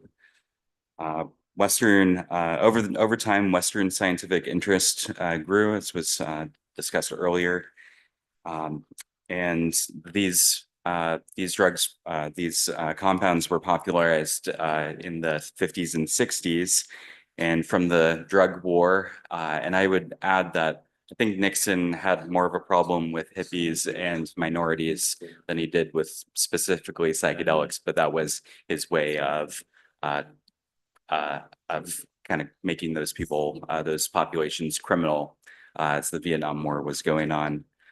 So since then, there's been a large prohibition on the research and use and possession, and that actually percolated out into the entire globe. I'll get into legalization and decriminalization a little later. So this image is already shown earlier, but it's incredible to think of how long these these fungi friends have been a part of our culture. And yeah, a lot of the clinical work has been talked about earlier, so I won't get too into it. Uh, this is another incredible image shown earlier. And one takeaway that I had from conversation with a clinician was about the term neuroplasticity and how people with schizophrenia are also considered to have neuroplasticity. And I really appreciated Paul talking about the importance of the journey work and the integration. And when you resynchronize your brain, if you do, that has to happen, with a supportive community, and better not be done alone, especially for first-time users. And so you have to be really careful. And I'm not going to tell you exactly, if I think you can't do it by yourself. I really support the group mindset, the group therapy mindset. That's something that's been done for, centuries in these indigenous communities. And it completely makes sense for that tradition to be kept alive and continued. That's not the most popular clinical model, but when we talk about the costs of the hours of the clinicians, the treatment specialists, and how these treatments might be unaffordable to most people, we have to kind of re-examine how we're thinking about therapy, and group therapy seems to be like a great opportunity to promote access. So getting a little bit more into some of the work I've done in decriminalization, the policy landscape in the US regarding psilocybin has been rapidly evolving. In 2019, Denver became the first US city to decriminalize psilocybin mushrooms. And that was done by a vote to the electorate. Again, important to vote. If maybe you don't want to vote for other things, vote for mushrooms. That's probably an easy ask of this audience. And after Denver decriminalized, Oakland, I think the next month, and then Santa Cruz a couple months later, started passing these decriminalization, or as mentioned, deprioritization bills. And unfortunately, there's a lot of infighting in the Bay Area and different mindsets around, are we decriminalizing? Are we deprioritizing? Does it matter at the city level if the county sheriff can come after you, or state troopers? Really, any work in this space is important for getting the job done, promoting access. And I think we can all agree that this is more of an appeal to solving a mental health crisis versus a criminal issue, and people shouldn't be behind bars for this. Today, dozens of cities in the United States have moved towards decriminalization or legalization, and there's now great support, really, all over. And this is kind of an apolitical issue, whether you're a Democrat or a liberal. People just want to be healed and have access to potent medicine. Okay, you can read the labels up here, so I won't go over that, but you can see just how popular it is in the United States, popular as far as the policy that's enacted. And that happens from community groups that, this isn't really politicians deciding that they should relinquish power. This is citizens fighting for their rights, or, fighting for their rights back again after this very long prohibition. Kind of a couple notable things from this map. Colorado was the most recent state to adopt a legalization framework, which they're still working through. I think they've been working through it. At the end of this year, they should be finalizing their guidelines for the treatment options with facilitators, how the facilitators are getting trained, how the licenses are procured from the cultivators and the testing labs. These are all things that need to be worked out. And I'll add that there's a lot to do with the precedent that was set in Oregon, creating the kind of pathway forward. But I want to kind of encourage people to push back a little bit, because just because something is the first. You have 5 minutes. Okay, thank you. Just because it's the first doesn't mean it's the best. They've limited to cubensis versus, the 200 plus species that are grown, they are only allowing certain amount of substrates, which really limits things. So, and yeah, Michigan's really popular with decrim, and Massachusetts as well. So yeah, this is a global conference, so we got to mention some of these global efforts. Australia, Brazil, and Jamaica are notable for their adoption, early adoption. Yeah, this is a map from Wikipedia on the legalization of psilocybin possession. So you don't see Australia in green, but they have a legalized framework now. I wanted to overlay that with a Paniolus distribution map. This is one of the more common psychedelic mushrooms outside of psilocybe. And these mushrooms are growing around. The wood chip lovers are growing in like my old elementary school, in universities that are popular, that may have a psychedelic program down the way. They're growing in hospitals, parks, police departments. It's kind of ironic. So yeah, just getting into, the devil's in the details with legalization and decriminalization. And yeah, don't have too much time, and I have a handful more slides. So if you want to get into the details with me, which is kind of important when it comes to these, the meaningful implications of the words that are used, we can talk after or email me. So one thing I want to get into a little bit is how the stigma may affect people's experiences, and just a theory that, with the prohibition, if like taking psychedelics already creates this onset of feelings that you may have, particularly around paranoia, because a lot of this work relies on positive outcomes, and that's where the benefit of trained specialists sitting in the room next to you, supporting you, or your community comes into play. So there's a lot more to do than just the medicine. And yeah, we have a lot of regulatory hurdles to get through. The black market's really been filling the void as cities decriminalize. People are encouraged to get into the black market, and this unregulation is really difficult, and that's led to like a company like this out of California. This is one of like many brands, countless brands that are selling psychedelics rather openly. And this was recalled. This is a product that actually had a CDC warning about it. Look it up.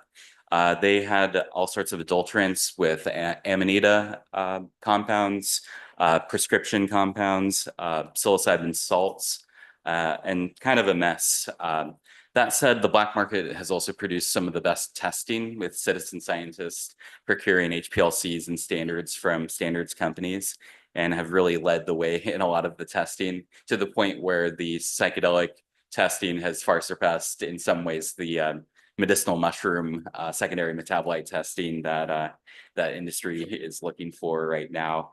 This is a test that's an easy at-home potency test, which is really important for harm reduction, to know what you're taking.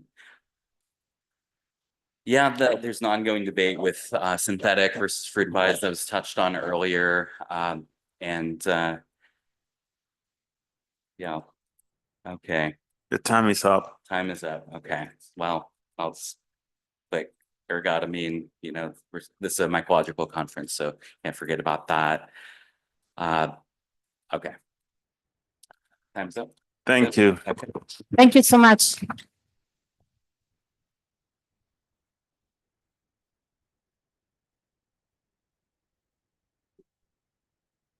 Sorry, we may not have time to take questions.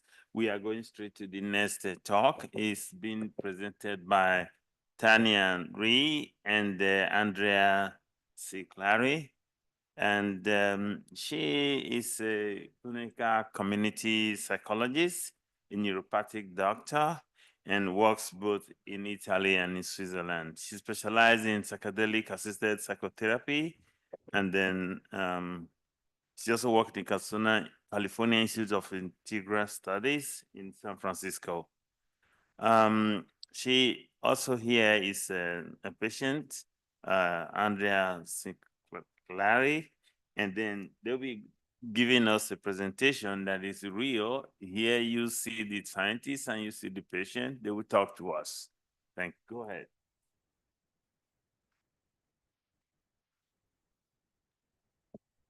Okay, thank you. Thank you so much for the presentation, and thank you to Andrea for coming here. I have to switch in Italian, so please kindly for the people who cannot understand Italian, I ask them kindly to put their headphone. Bene.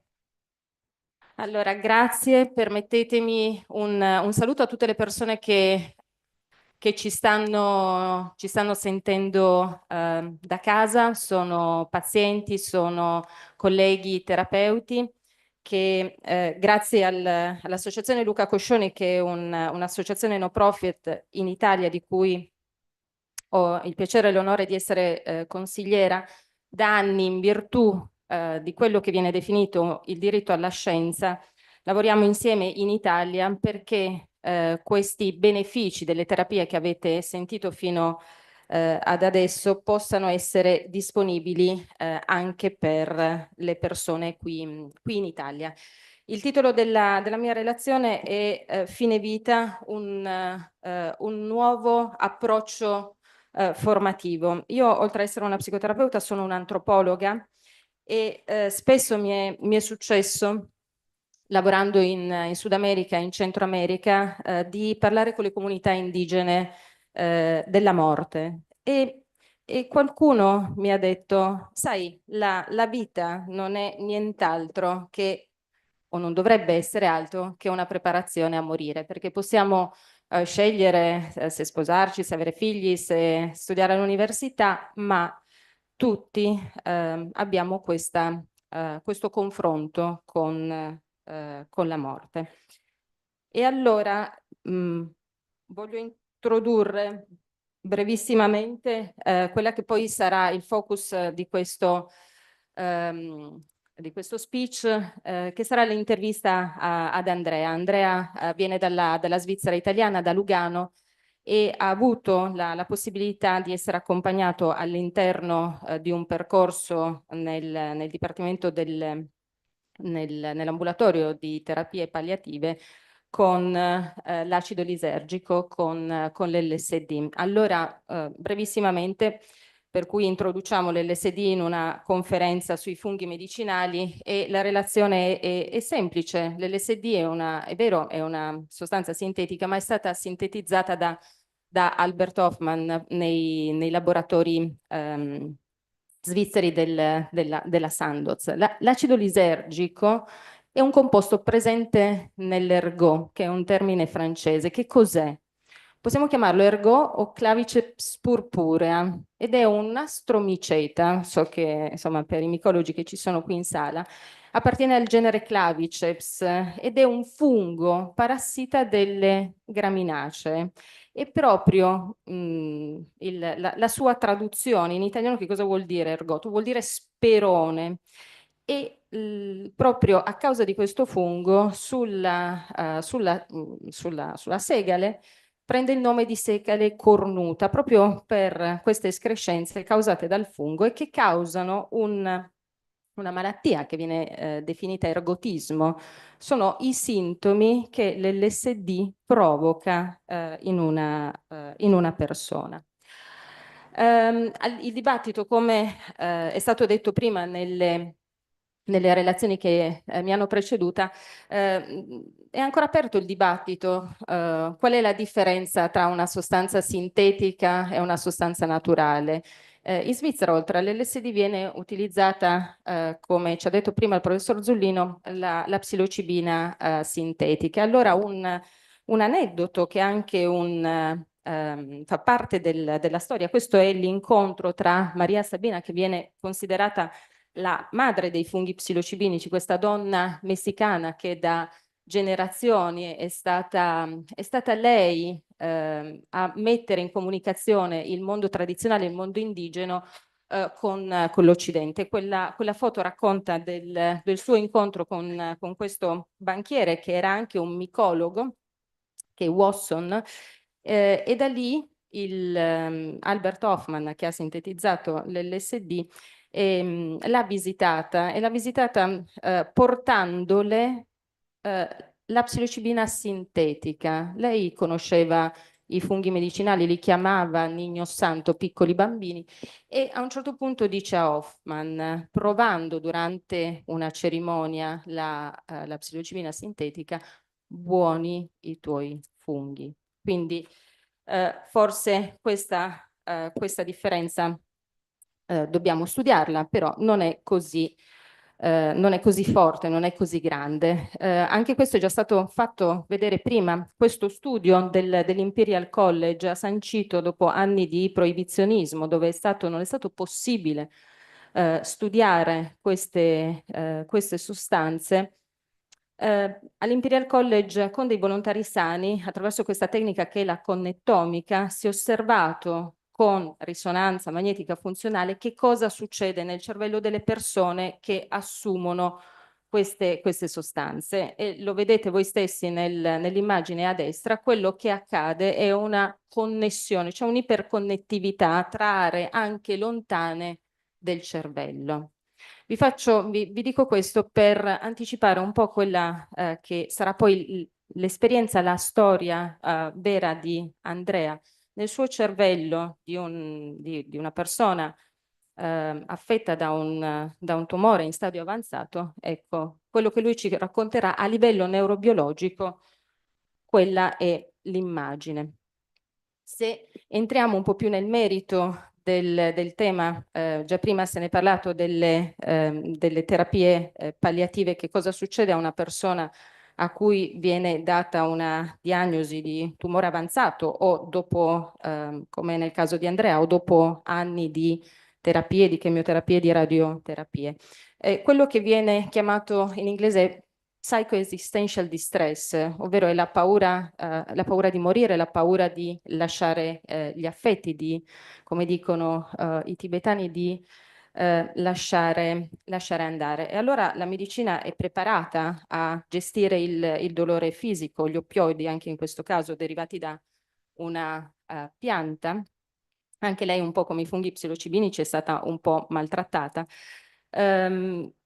Però forse l'attenzione legata al dolore esistenziale, al dolore della mente e dello spirito, forse i rimedi che abbiamo, che utilizziamo, non sono sufficienti, non rispondono a quello che è un bisogno, non solo di calmare un dolore, ma quello di attraversare una porta.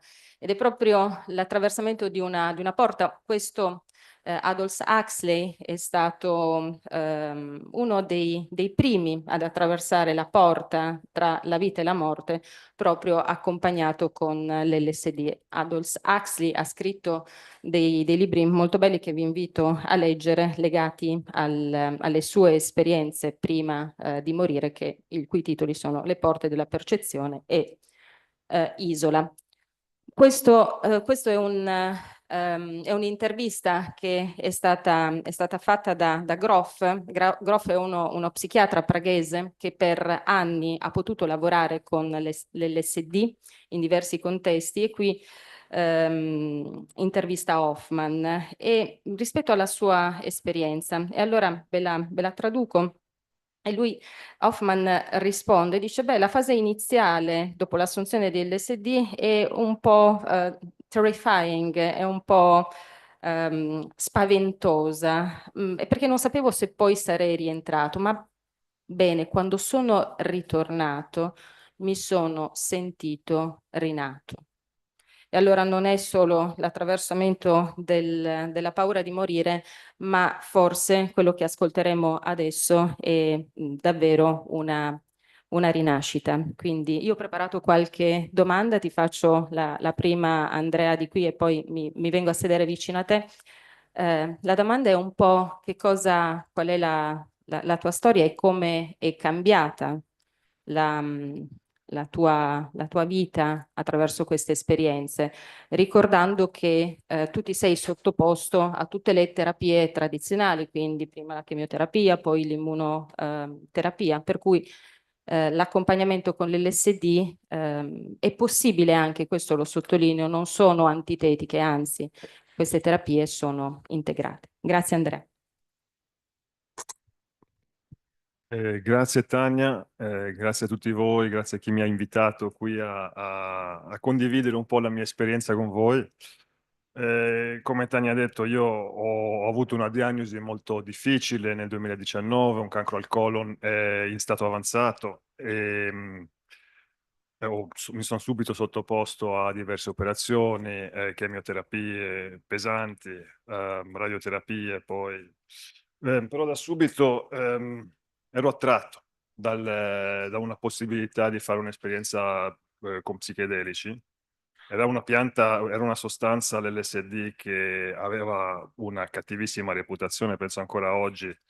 Ci sono molti pregiudizi su questa pianta, su questa sostanza, e quindi non l'avevo mai provato, perché mi dicevo sempre, ah, in effetti è possibile che non si possa tornare, però la curiosità c'è sempre stata, e quindi una volta che mi hanno diagnosticato col cancro, mi sono detto, dai, voglio adesso fare questa esperienza, e mi è stato detto in quel momento che c'era la possibilità di partecipare in Svizzera, io vivo in Svizzera, a studi clinici.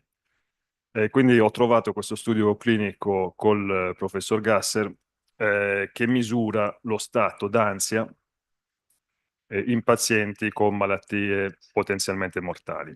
Ho partecipato a questo studio e non so neanche dove cominciare a raccontarvi quanto questo piccolo fungo del segale abbia migliorato la mia vita. Innanzitutto, bisogna immaginarsi questa esperienza, insomma, sono in ambulatorio con una psicologa, una psichiatra in questo caso, che mi accompagnava per tutto il giorno, materasso per terra, con una playlist, la musica scelta da loro per me, specifica sul mio caso. E per prima cosa, nel mio primo viaggio, ho proprio visto quello che descriveva stamattina il nostro keynote speaker, di quanto questa mia esistenza qui fosse una piccolissima parte di quello che sono, no?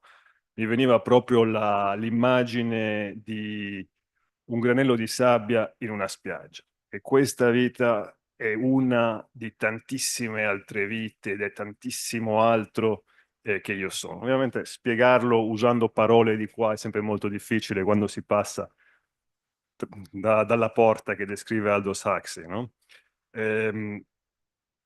Questo ovviamente mi ha aiutato moltissimo a confrontarmi con la morte, a, sì, ehm, a vedere a vedere la morte come un semplice passaggio a qualcos'altro. Vedere questa vita qua come piccolissima, però allo stesso tempo estremamente significativa, no? Da onorare assolutamente, da vivere. Capivo che il senso della vita è proprio semplicemente di essere vivo e di vivere, e di rimanere nel presente. Io poi, tu mi interrompi se parlo troppo, una cosa che ho integrato poi un gruppo di terapia, sempre col professor Gasser e sua moglie, anche Röskamp, nel quale spesso ci incoraggiavano a mettere qualche intenzione per i viaggi che facevamo con queste sostanze. E io sempre ero lì a cercare di dirmi, io ho questa diagnosi, vorrei trovare qualcosa che mi faccia star meglio, che mi possa, che possa aiutare un'eventuale guarigione, eccetera, eccetera. Cercavo di andare in questa direzione. Perché nella mia visione esisteva essere sani o essere malati, no? O l'uno o l'altro. Quello che questa sostanza mi ha insegnato è che posso essere entrambe le cose, no? Quello che può sembrare qua paradossale, in realtà non lo è. no? Perché in me c'è tantissima salute e sono sano. Infatti la sostanza mi rispondeva ogni volta, tu sei vivo oggi, punto.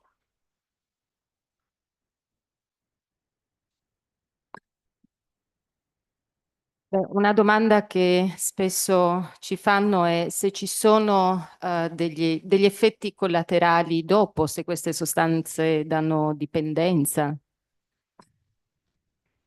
Allora, con l'LSD e la psilocibina sicuramente dipendenza, penso che sia anche provato, non ce n'è. Dopo un'esperienza del genere, anzi, cioè, lasciatemi tranquillo per qualche mese perché sono esperienze molto intense queste, no? Però io adesso per esempio lo faccio ogni 6 mesi e trovo che sia un buon ritmo per una specie di igiene, una specie di ginnastica, no? Come andare in palestra, qualcosa, disfare un po' queste associazioni che si creano nel cervello probabilmente. E qualche volta l'ho proprio visto come un'acrobazia nel cervello che faccio durante questi viaggi. E quindi sì, le persone che conosco che fanno uso di queste sostanze mi dicono la stessa cosa. Una cosa una volta ogni tanto è bello, sono esperienze molto significative, però non si può parlare di dipendenza. Effetti secondari, strano, no? Perché pensiamo sempre abituati all'alcol, che quando qualcosa ci fa star bene, dopo dobbiamo pagare il prezzo. Invece no, anzi, io mi sento molto molto fresco dopo queste esperienze. Magari dormo poco, anche perché mi capita di ballare il viaggio e ballare tanto, magari anche fino a tarda notte in camera d'albergo. E quindi sono magari un po' stanco, sì, forse un leggero mal di testa, qualcosa, però ci si sente bene dopo. Quasi, quasi paradossale di nuovo. Ancora due domande brevi. La prima è in che cosa ti ha aiutato anche nel sostenere le terapie farmacologiche che hai fatto? Io ho fatto tutte le terapie possibili, ho provato un po' di tutto. Ho fatto chemioterapia, tanta, di quelle anche molto molto pesanti. Ho fatto radioterapie e ho fatto anche immunoterapia. E a me è molto difficile dirlo. Trovo molto interessante quello che diceva stamattina la persona che parlava dei test in Canada che vengono fatti, che addirittura si vede che questi pazienti sono ancora vivi, molti di loro, e inaspettatamente, allora che bisognerebbe quasi fare studi per vedere se allunga la vita in pazienti che sono in palliativo. Io adesso in questo momento sto abbastanza bene, cioè non sono assolutamente guarito né niente, però cioè, il cancro è sempre attivo nel mio corpo, però avevo un 14% di probabilità di sopravvivere, cioè sopravvivere si parla di 5 anni dopo, e questi 5 anni li ho compiuti un mese fa, e devo dire anche abbastanza bene, cioè firmerei per lo stato in cui mi trovo adesso, no?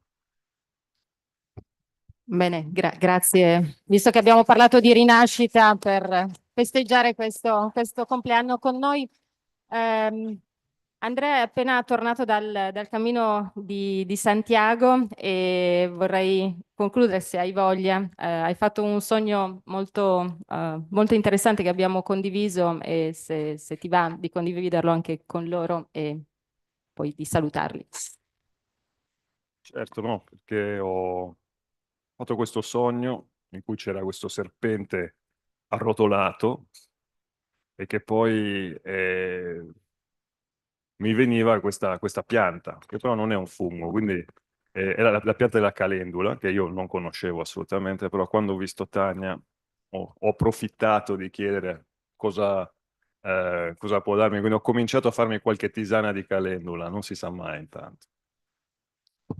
Sì, perché abbiamo fatto un check su PubMed e io ho detto, bah, la calendula tutti la conosciamo come pianta per la pelle, ma se andiamo a vedere nell'ultimo anno soprattutto, ma negli ultimi 2 anni, ci sono tutta una serie di nuove ricerche sugli effetti antitumorali proprio per il cancro al colon di questa pianta. e di cui sospendo il giudizio e ringrazio Andrea per essere stato con noi, lui ha fatto un po' una sua missione di vita, quello di condividere con terapeuti e con le persone la sua esperienza. Per cui grazie ancora per essere stato qui. Grazie. Ciao. So I switch to English. We have to rush. So I'm inviting Dr. Metastasio to the stage. Dr. Metastasio graduated in medicine at the University of Perugia here in Italy. He was trained in psychiatric in Cambridge. Dr. Metastasio has a significant clinical experience in the field of psychiatry and addiction. He has worked both in UK and in Italy. Recently has been applying phenomenology to the study of psychedelic in clinical setting. Please, the stage is yours. Thank you very much. And thank you for all the organizers. Thank you for Tania, for the Associazione Luca Coscioni, because I think this is a very interesting meeting because it brings together science, life, and I would say hope, like, you know, the last speech. And I think this is very important because I think we all need to come together to change things. What I think I put this picture as because I think mushrooms have been always interesting, also in the Western societies. This is a medieval manuscript. And I think in Italy, particularly, we all had somehow an experience with mushrooms. I remember as a child going with my grandfather. I enjoyed going picking mushrooms with him.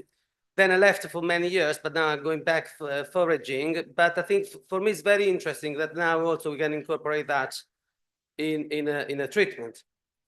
I think the essence of this talk is that we need to observe, we need to be understanding, and we need to see, we need to keep different points of view, because in this picture, we can see we have a molecular structure of psilocybin. So we can see, you know, psilocybin as a molecule working on receptor, doing something, which I think is very, very, very important. And this is what, as a doctor, mainly we do. But also we can see that as mushrooms. This is a picture of Italian mushrooms taken from the internet, and Mr. I think Valletta took it, but at the end we have the acknowledgement. So I think so we can see psilocybin also as a mushroom. I think we should have both perspectives always in mind. And what is phenomenology? To make it short, is this sort of branch between psychiatry and well, mainly philosophy, that also branch out to psychiatry, where we study the phenomena. So in a way, we observe and we describe the phenomena. The key of that's why I put at the beginning, you know, these two pictures, is the observation, but also observation without judgment. So we need to practice what is in Greek is called the epoche. So somehow we need to observe a phenomenon, being open-minded, and then we need to start describing that and see what we can learn from that. So for a long time, and even now, particularly in the medicine, these new treatments, well, all treatments that are also becoming new in a way, have been seen with a sort of skepticism. And I think we need to, perhaps we don't have to take the final decision, but I think we need to observe them with interest, and we need to think about what we can learn and then integrate in our practice. I think this is very important because basically with there is a growing evidence that psilocybin is effective in clinical practice. You know that there are now many clinical trials on depression and anxiety. You know, there's a lot of evidence of that, and I think it's very important to try to understand better what every single individual experiences during the session with the psilocybin or with any other psychedelic, because I think it would be very interesting to be able to describe in a way that is structured, objective, and non-judgmental. That's why we thought to use a structured phenomenological interview to assess and describe different elements that are very important for the experience that we all do in our life and that we all do while we go through this kind of treatments. So what does phenomenological psychopathology do? It assesses the life worlds of mind and of mental disorders. And the life world is the world we which lie by, the original, the obvious, the unquestioned foundation of everyday acting and thinking. We normally live in the common sense world, but we can also live sometimes and we share different frameworks of experience. For instance, fantasy world, dream worlds. We just heard about the dream. And also what I think is very important for this talk is the non-ordinary states of consciousness. And of course, sometimes we also experience the psychopathological worlds. But I think at the moment we want to focus on these non-ordinary states of consciousness. So I think what we want to assess, I think to speed up in a way, is a few elements that are very important. The lived time, lived space, the interpersonal relationship, and the selfness. But we will the self, and we'll talk about in a minute. What is lived time? Lived time is not the clock time. It's not the time passing, but it's the experience, the subjective experience that we have of time. And again, a lot of speakers, a lot of accounts will tell you that during a psychedelic experience, time sometimes slows down, time stops, time doesn't matter, and also what our subjects told us as well. So again, this is very important because our experience gains a lot of significance from the experience of time.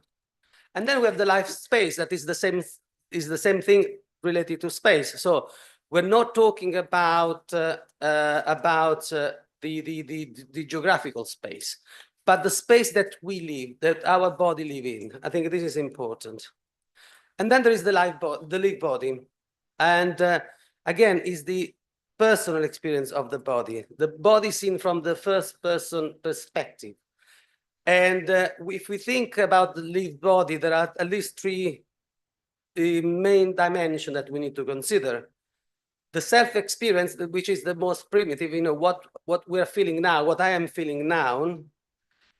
The objective experience, because somehow we need to also try, we have our own self-experience, but there is also an objective experience that perhaps I have my self-experience of my body, but you are observing me, you are seeing me somehow in a more objective way. And then there is also the experience that other people have. So I think there are these three domains that are very important. The intersubjectivity, now, if we think about human beings, this is perhaps the most important. We, as Aristotle has said, we are a human animal, we are social animals. And somehow it's very important for our reality to see how we relate with others. And intersubjectivity can be defined also how we can grasp the meaning of other people's behaviors and expression. And in general, mainly during our everyday relations, our intersubjectivity is grounded on what is called the pre-reflexive encounters with other people. So when we interact with people, we do that in a sort of unconscious way, in a pre-reflexive way, but we don't say what this person is thinking, what this person is doing, although we do somehow. But then when we start putting that in a more reflexive way, we start thinking more about how, and this is very important to relate with the other people. So I think it's very important to try to understand the emotion, the beliefs that are expressed by the people around us. And then there is the selfhood. So it is the relationship with ourselves that can be pre-reflexive. As I said, when we live, in the most primitive way, every day, we do that. But sometimes it can be more reflexive. We can start thinking about ourselves and then start to look more in depth about this experience. Now, this is a very preliminary part of the study. we enrolled first 10 subjects. Now we are enrolling more people. And these people experience psilocybin, some in research settings, some in recreational setting, and some also we said in experiential settings, because not everybody that took psilocybin outside the clinical or research setting did it for fun, but they did it because they want to experience something in their life. So what we did, we went to this structured phenomenological interview. We did it online on Zoom. And then for every single individual, we wrote down the description of all these domains that we described before. You have 5 minutes. Oh, yes, of course, we're nearly done. We analyzed. So I think what is important is that phenomenological analysis show that psilocybin gives a profound shift in perception, emotional process, and self-awareness. I think we reported some of the most significant description. One subject said that I felt inundated with joy, and another one said I was feeling very confident while letting my emotions flow. So there is this new relationship with emotions and these different feelings. And again, these results are supported by neuroimaging, because we know that psilocybin reduces the amygdala reactivity to negative stimuli and attenuates and relates, to increase and positive mood in healthy participants. So again, this is something that we found, but also with other investigations, I think was found as well. And I think there is, as is well known, an increased interpersonal sensitivity, empathy, connection to the others. People start saying that we're feeling an understanding of existence. And another individual said that I think is very important. I learned the values of others, and that happened during the sessions. And psilocybin also gave to many of them a more openness. There was one individual that said he felt more open and less rigid, and he was able to face problems from different perspectives, which I think is very important always to be able to shift the setting and see from different point of view and different perspectives. And also, I think some people felt more this ego dissolution that at some point, at first, was seen as something scary, but then I think was seen better, and they found that very helpful.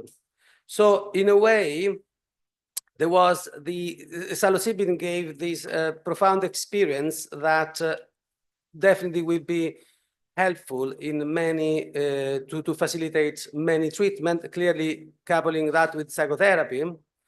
But I think it's also important that there is an element, for instance, for also the treatment of trauma. So one participant, for instance, described that as relaxed suffering. So he was able to relieve the traumatic experience, but he saw that in a less distressing and less painful way.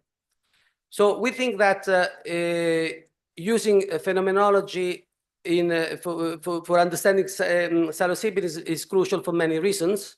First of all, it gives an insight about the subjective experience and the experience of this non-ordinary state of consciousness, and helps to give a better understanding. Then second, by doing that in a structured way, we can that can help to identify what are the therapeutic elements of this psychedelic experience, because that will give us a lot of clue that then can be used later in integration and in therapy. And what I think is important that while phenomenology has been used many times for describing the non-ordinary state of consciousness and the psychedelic experience, I think most of them were mainly qualitative. We use the semi-structured way that will give us a more uniform description of the event. And we want that, in a way that will help to bridge this gap between this experience and the clinical practice and how a lot of clinicians, psychiatrists, psychologists, but also all kind of clinicians, because probably with the widespreading of these treatments, then clearly also oncologists and other medical profession and other profession probably will be more included in this kind of treatments to have a better understanding and use that in their clinical practice. So this paper has been just recently submitted. Hopefully it will be published very soon. And if you want to have more information, or if you want to read all the accounts, because it is quite long documents, you're more than welcome to send me an email, and I will email it to you. Yes. Thank you. Thank you, Antonio.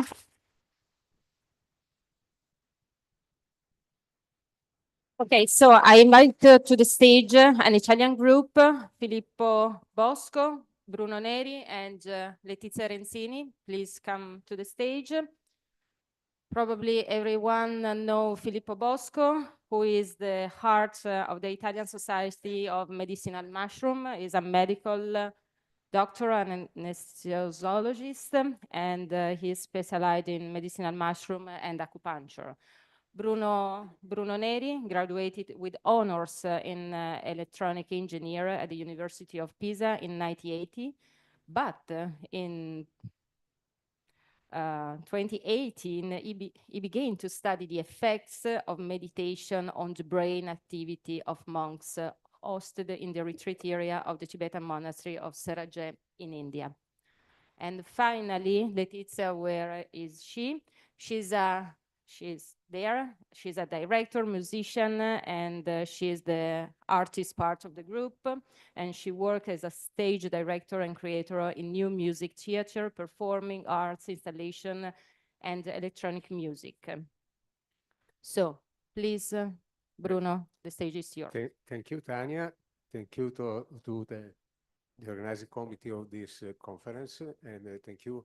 A special thanks to Luca Coscioni Association for the contribution which has been given to this session.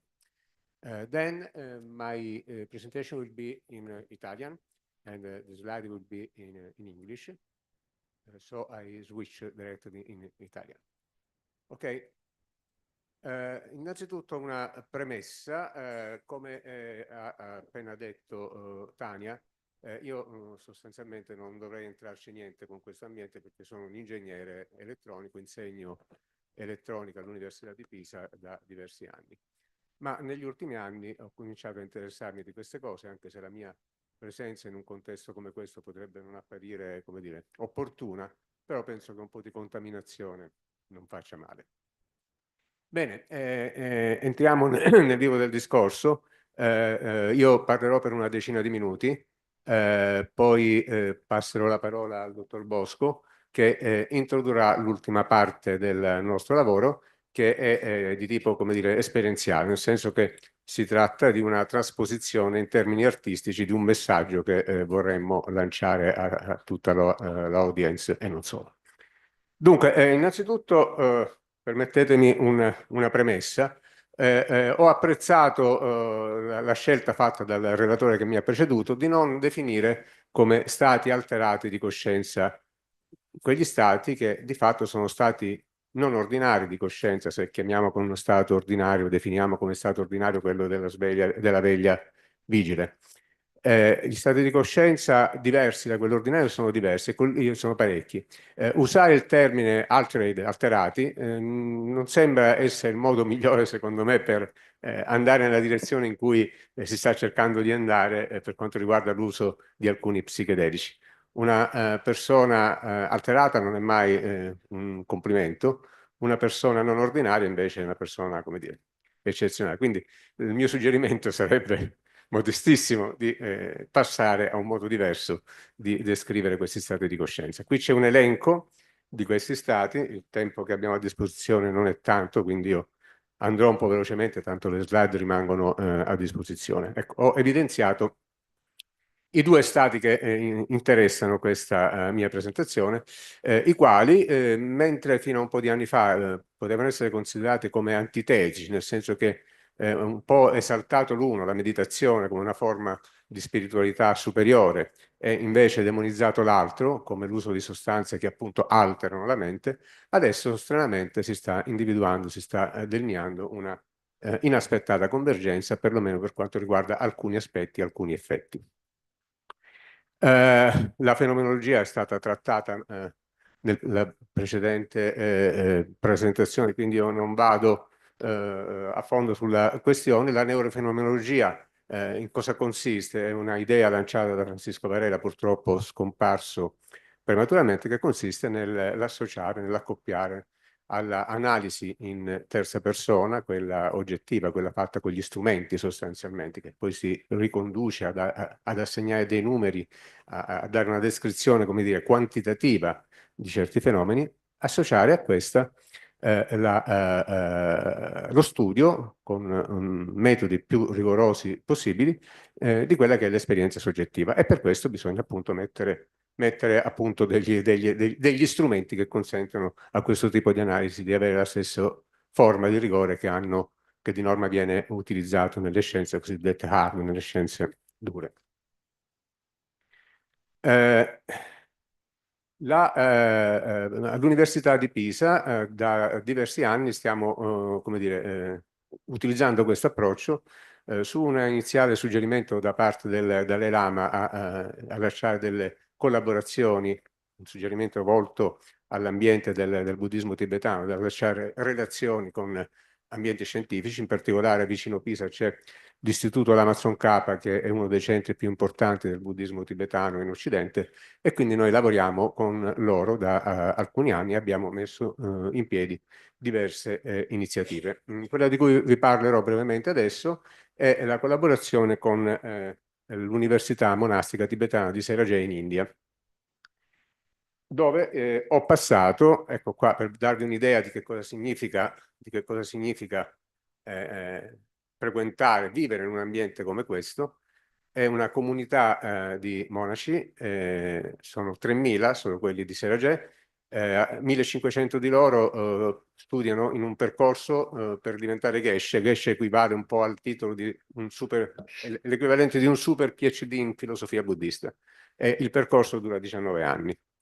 Dentro l'università c'è il monastero, dentro il monastero c'è un'area di ritiro, dove stanno dei geshe, in genere, o anche dei monaci semplici, da anni in ritiro, meditando 8 ore al giorno.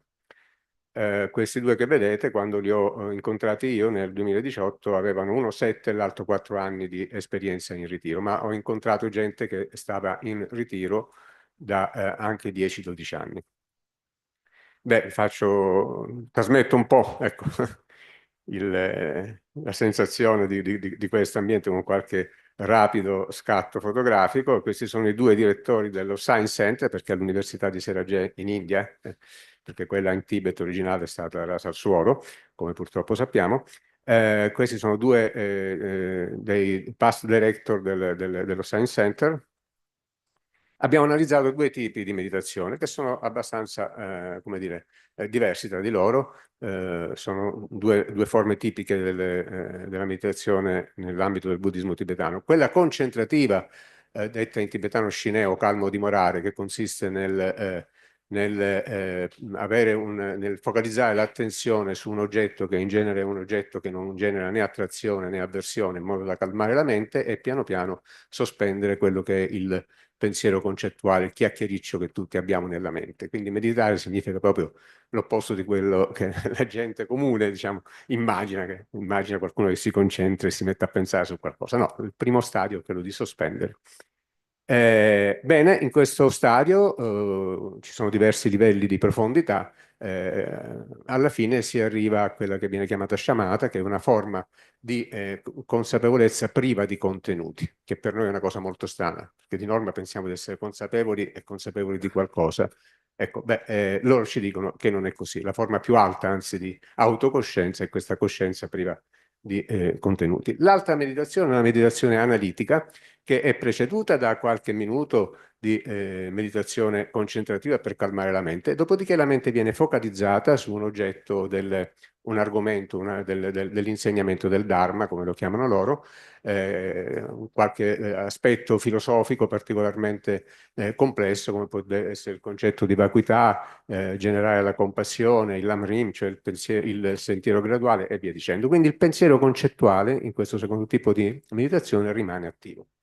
Bene, per andare qualche scatto così che non commento nemmeno. 13 anni in ritiro quando ho misurato questo è Geshe Kompo. Ecco, vediamo subito due risultati per darvi un'idea. Dunque, a questi due diversi stati, diciamo, di coscienza che vengono riferiti e descritti dai soggetti che li praticano, abbiamo trovato che corrispondono dei correlati neuronali molto diversi. Questa qui, la misura che abbiamo utilizzato è l'elettroencefalogramma, che essendo portatile si può appunto applicare dappertutto. Altri sistemi come l'fMRI invece richiedono macchine che non sono trasportabili. Quindi io sono andato in giro per i monasteri tibetani con uno zaino, con l'elettroencefalografo portatile in giro a incontrare questi volontari veramente eccezionali che non potete incontrare all'angolo della strada. Ecco, cosa è questo qui? Questo è quello che si chiama uno spettro di potenza. E ciascuna di queste curve, vedete, ce ne sono diverse di diverso colore, descrive come viene distribuita, come è distribuita l'energia nell'attività cerebrale, delle onde cerebrali, in funzione della frequenza. Sull'asse delle ascisse, sull'asse orizzontale ci sono le frequenze e sull'asse verticale l'intensità. Ecco, guardiamo per esempio la curva blu. La curva blu ci dice che c'è un picco, dove c'è scritto alfa 1 peak, vedete? C'è un picco, in quel punto significa che intorno a quella frequenza, sono le onde alfa queste, siamo intorno ai 9 Hz, c'è una concentrazione di energia.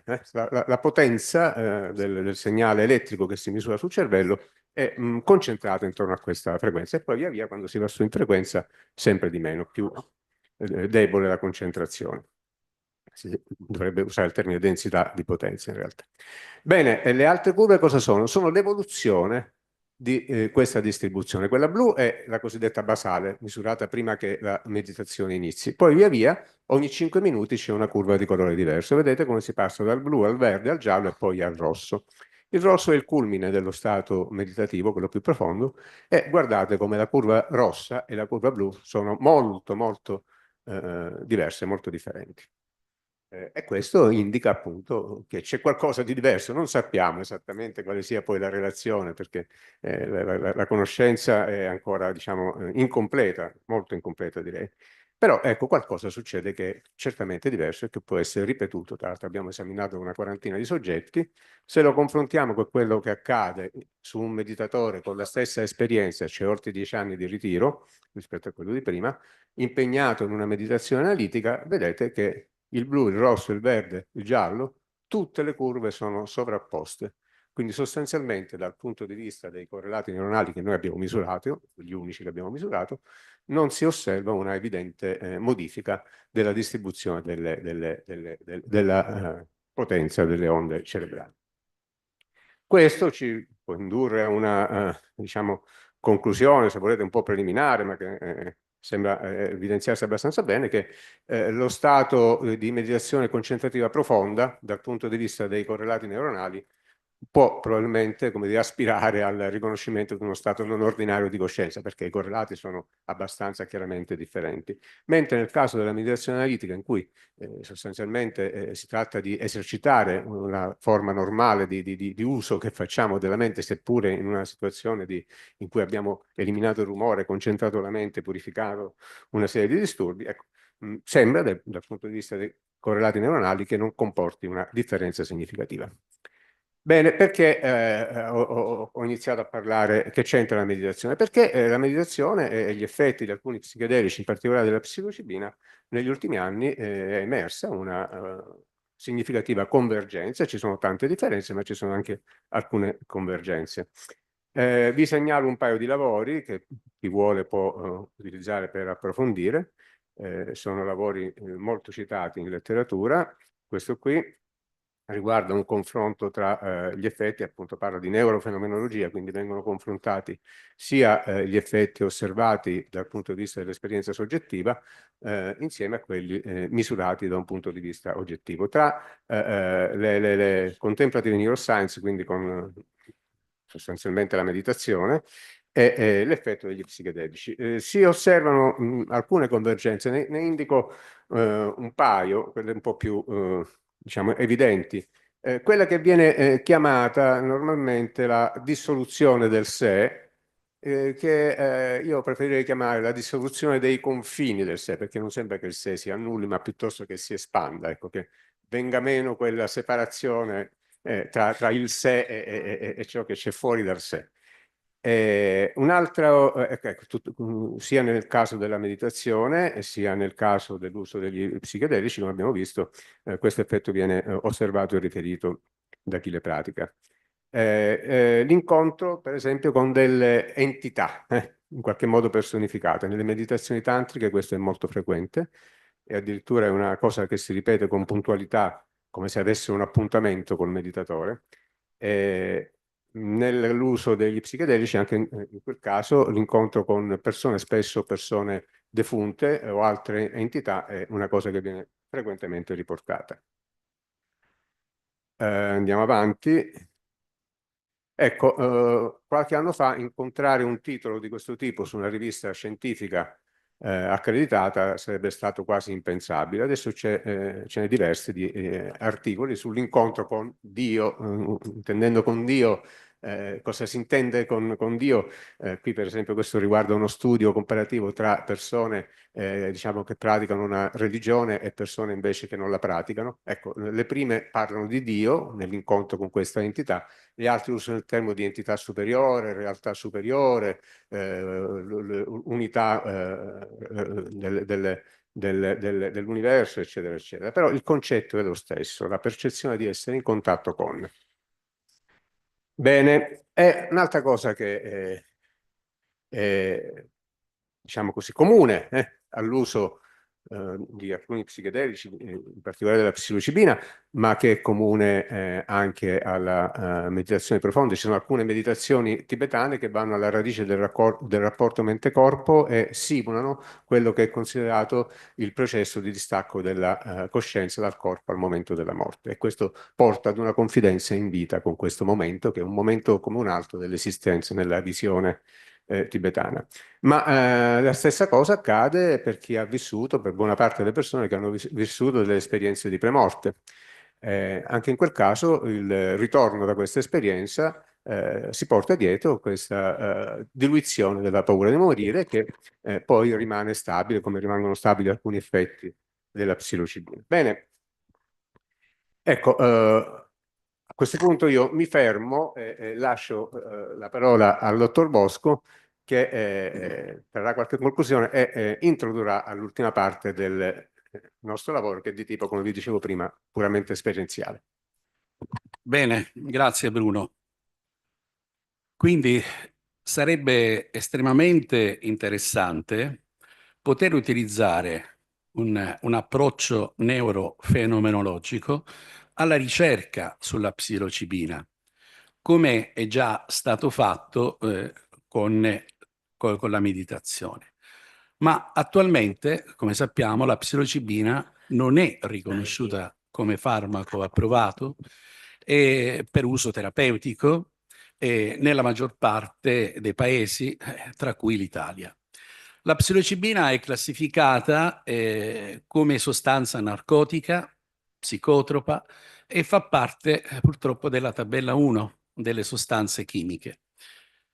Il che significa che è considerata ad alto rischio di abuso e non è riconosciuta per usi terapeutici.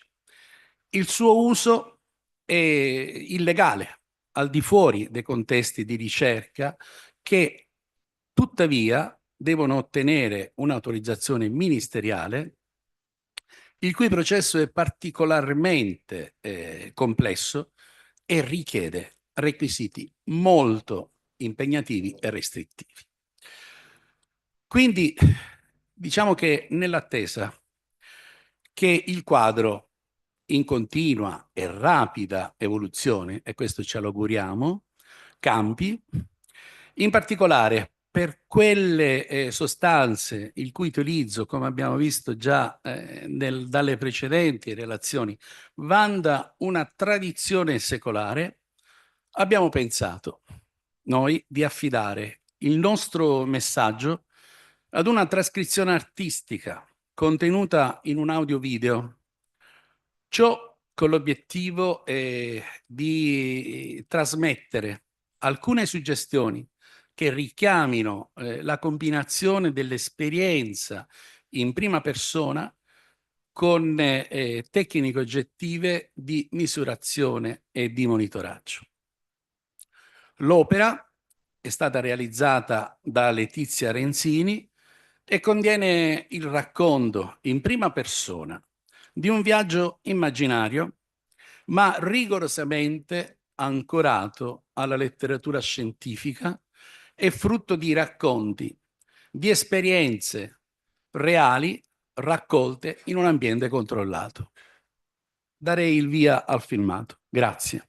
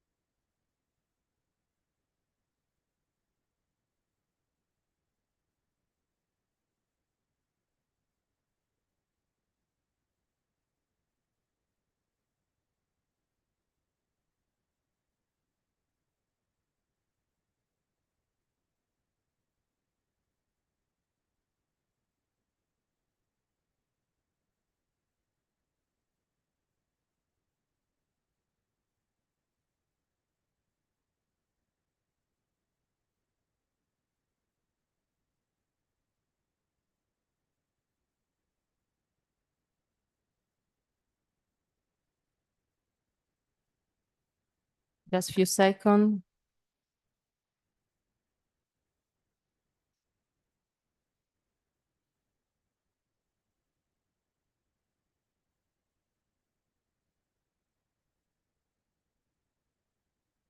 We are not listening.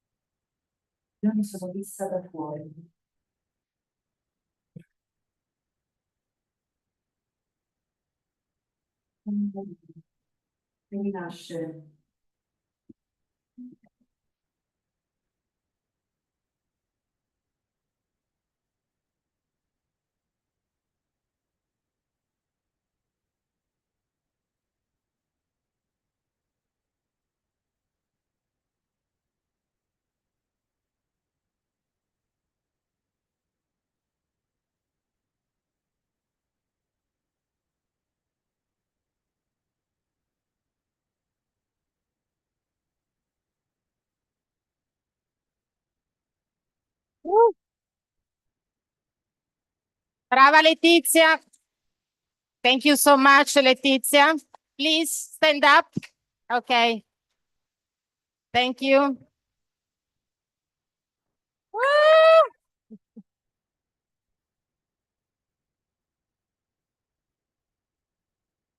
Okay, we have to come back. So I ask kindly to Alessandro Chiolerio. Okay, Alessandro is a scientist. He received his PhD at the physics department at the Polytechnic of Turin. He worked as a visiting researcher at the NASA Jet Propulsion Laboratory in 2015 at the Max Planck Institute. His current interest is the study of cybernetic systems, particularly those that can be described through holographic analogies, such as liquid and living systems. So please, the stage is yours. Thank you. Tanya. Good morning, everybody. So, as Bruno said, I also shouldn't be here, but I think it's really a pleasure, and therefore I also would like to ask for your attention to maybe focus on something which is more technical rather than experiential. And I'm going to show you. No, I'm not.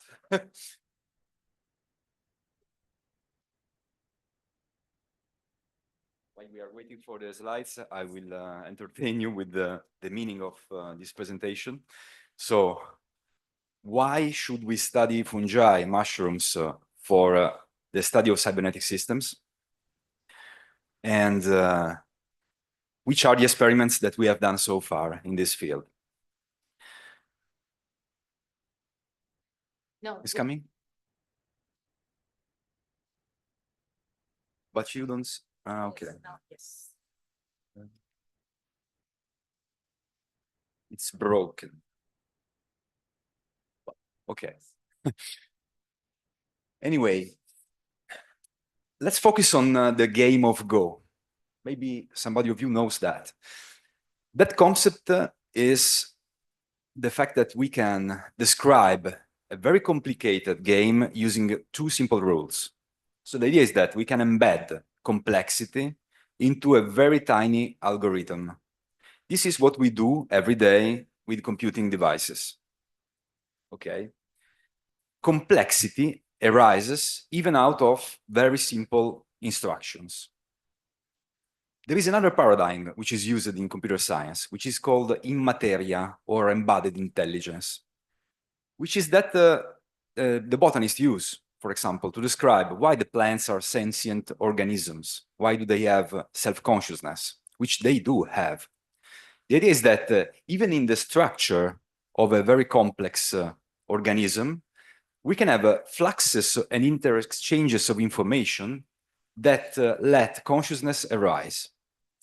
So the goal of studying complex systems, like in my case, cybernetic systems, or living biological systems, is that of assessing this paradigm and seeing how far we can go.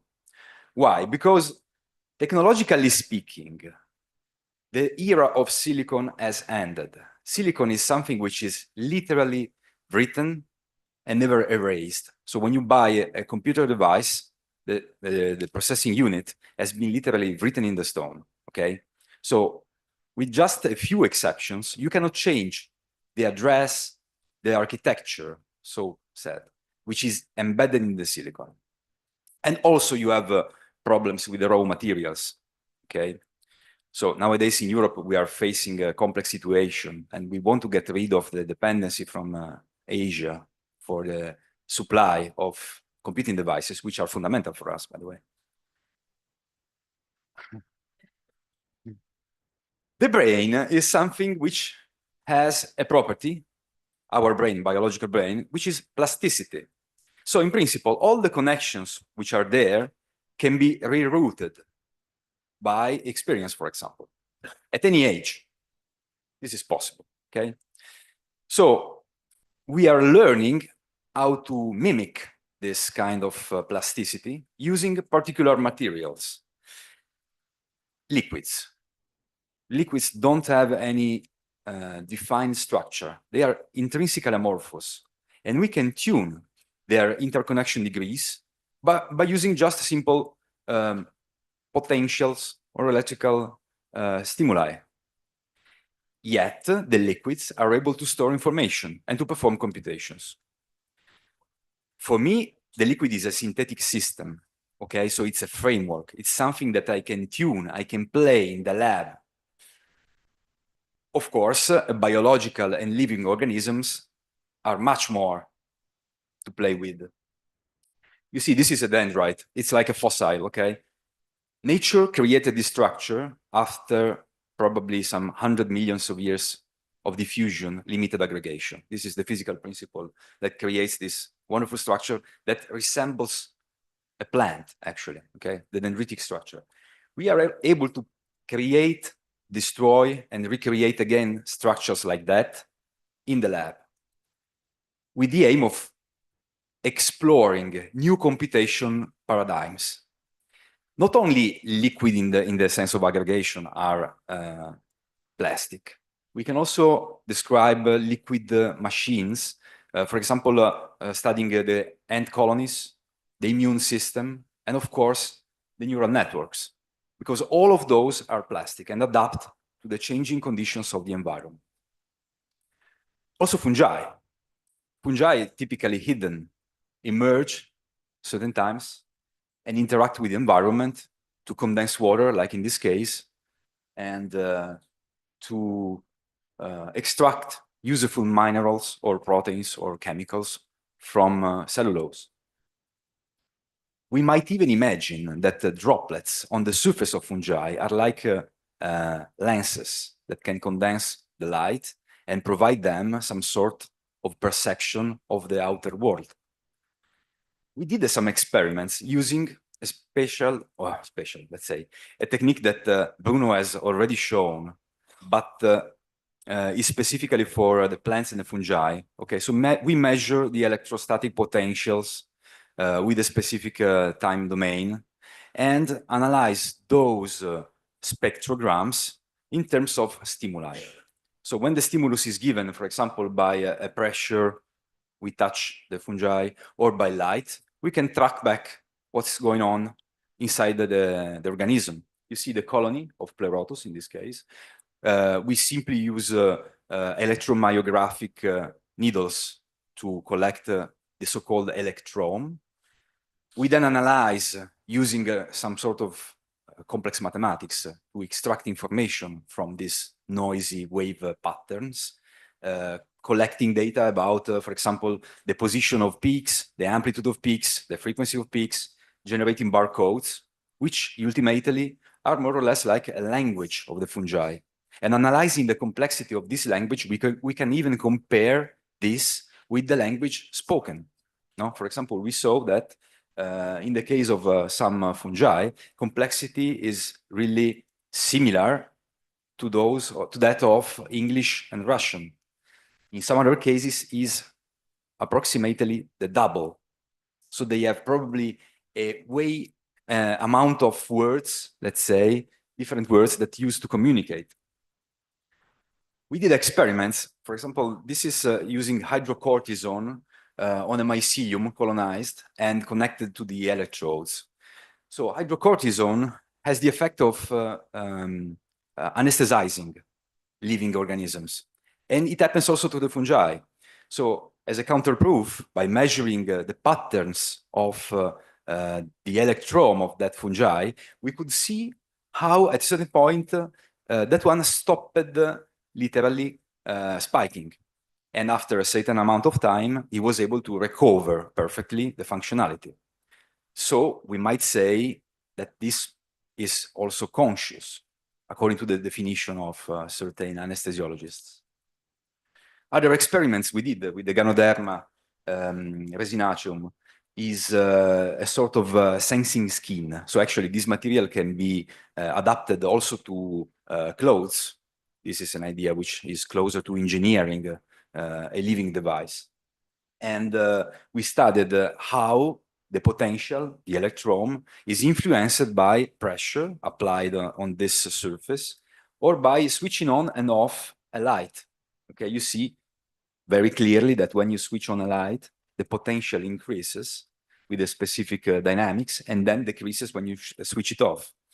This could be used also, for example, in smart buildings, smart devices. Other experiments we did, interspecies communication. So the idea is that we have a group of people like you in a room, Ganoderma and a plant which is very common. We measure with a specific frequency of 20 Hertz the potentials of the two organisms, and we see what happens. So you have 4 curves here.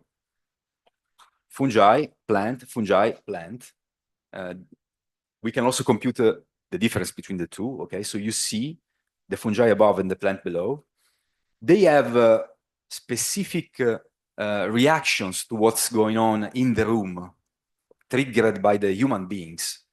Their timing is almost perfectly synchronized, but not perfectly. So probably it means that the delay between the stimulus and the response of the plant and the fungi is not the same. Some physiological differences are there.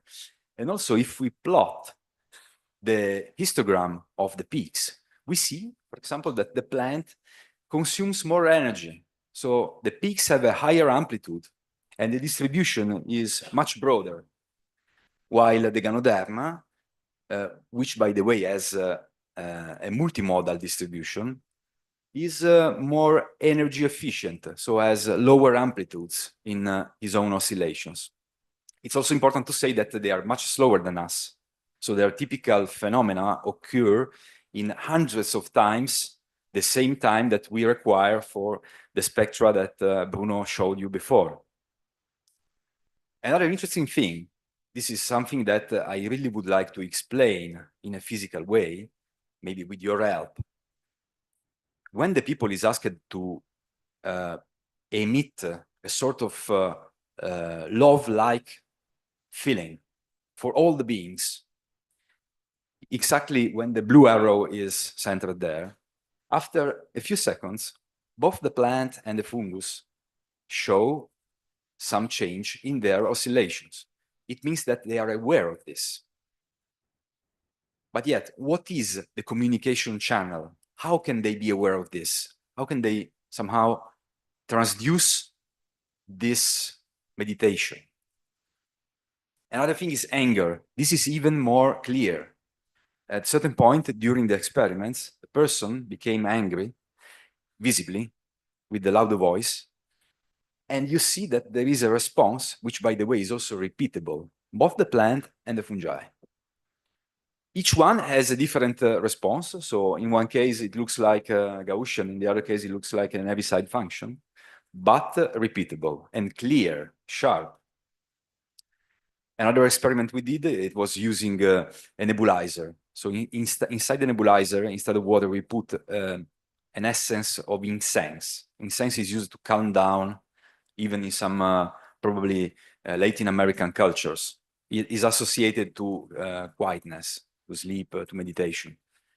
And both the plant and the fungus, you see, slowed down their oscillations and the amplitude decreased a lot. So if you make the Fourier transform, likewise Bruno showed before, you see there are some peaks with a certain amplitude before, and after this essence is nebulized in the environment, the amplitude is going down by 10 to 100 folds, and the structure of the peaks has changed. It means that several processes are not there anymore. So it affects also other organisms, not only us. The last part, which for me is the most interesting, is about the Pavlovian learning. So I think you know about this experiment, no? So you provide the food, the dog starts to salivate. If you associate the food with a light or a bell that is ringing, then the dog understands in a conditioned way that when the bell is ringing, the food is coming and starts to salivate. We do this experiment on synthetic materials, okay? So the idea is that we have to replicate the neural structure of this very simple experiment, and we need at least 2 neurons. Our neurons are 2 vials containing synthetic colloids, liquids. One is S1 is submitted to a stimulus, an electrical stimulus. S2 is measured. If there is a copper wire that connects the two, it's quite obvious. I provide the stimulus to S1 and I measure a conditioning on S2. Then I remove the wire. What do you expect to happen? No conditioning should be there because there is no physical connection. Actually, the conditioning was there. So we started to perform more in-depth experiments with collecting huge amount of data and using, let's say, totally electromagnetically shielded holders for the samples. And at the end of the story, we come out with something that resembles a sort of phase correlation in the quantum sense. So what makes me think, and what I ask you also to think about, is that in the liquids, the solvent is water. Living organisms are mainly composed by water. So if this effect proves true, I mean by other research groups that should confirm this or not, the same correlation should be there between the living organisms. Correlation is something that goes beyond space and time, particularly space. So if the two vials are kept separated, let's say I put one at 10-meter distance from the other, and I give the stimulus to one and I measure the other, they talk. It's not like they talk, they are twin. So what happens to one is felt by the other. Similarly, I would expect such kind of effects can be found also in the living organisms. And this is the last part, the experiment which was done using, actually it's colloidal suspension of fungi, which were floating in their nutrients plus water. And one vial was given a stimulus, very tiny, 10 millivolts, so nothing big enough to kill or to strongly affect the fungi. And the other was measured. What do we measure, by the way? We measure the impedance, so the response of this colloidal suspension to the microwaves, up to 6 gigahertz. So we use extremely fast tools, instrumentation. And what happens is that they were kept at in different locations, different cities, actually, okay? But they were generated during the same synthesis. So the same fungus was put into the liquid environment with the nutrients, then split into 2 vials. One was brought into another city. One was stimulized, and the other one was characterized.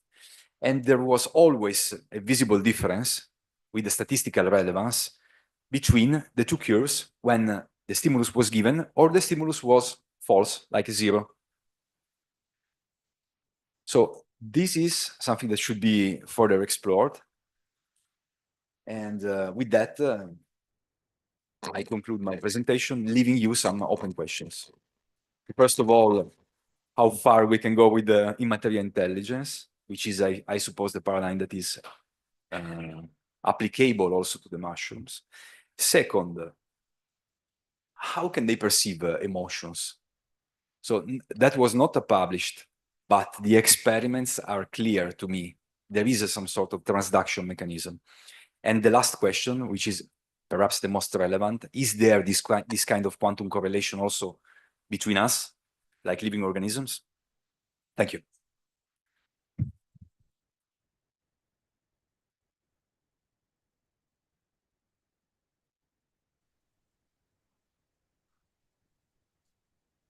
Thank you, Alessandro. I'm sorry, we have no time for question. And so we are a little bit late. So I ask kindly to the next speaker. Where is he?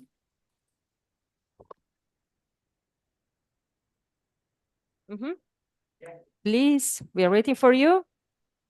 Thank you very much. It's all part of the program. We now switch to a more experience-oriented about where may I talk? Sure. Thank you very much.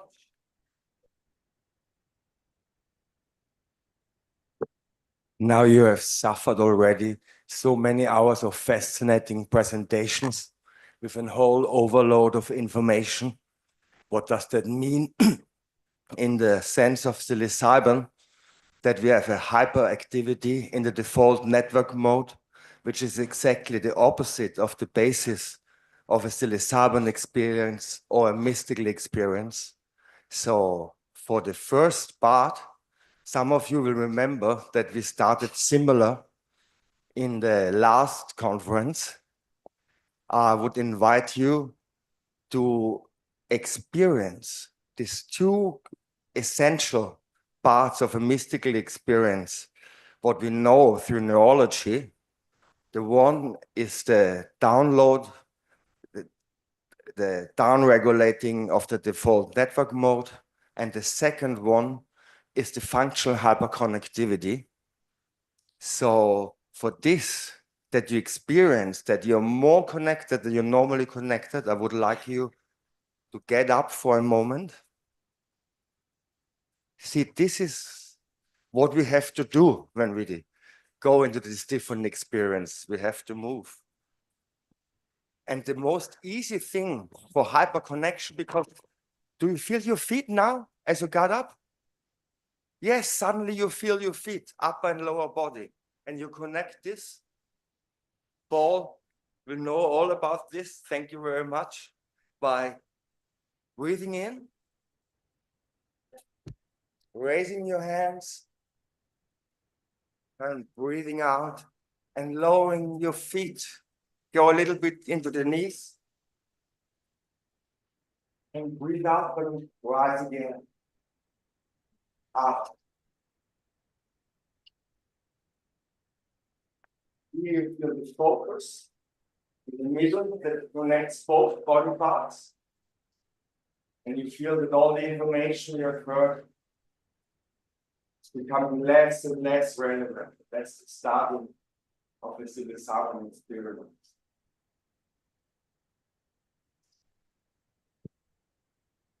Now, dissolve all the unnecessary information you no longer need. Self-organize. It's called the clouds, left and right, and up and down. And don't forget your feet. You already forgot your feet again. But they are not connected anymore. So don't take psilocybin yet. Listen to me and move up and down. And now I'll show you the troubles I know as an autist with functional hyperconnectivity. The easy way to connect them both forward. As you breathe out, you give out. As you breathe in, you take in. And this is what we want to feel in the psilocybin most of the time. But then you connect yourself better. There's often a unity of opposites we try to achieve, and now one hand breathe out goes forward,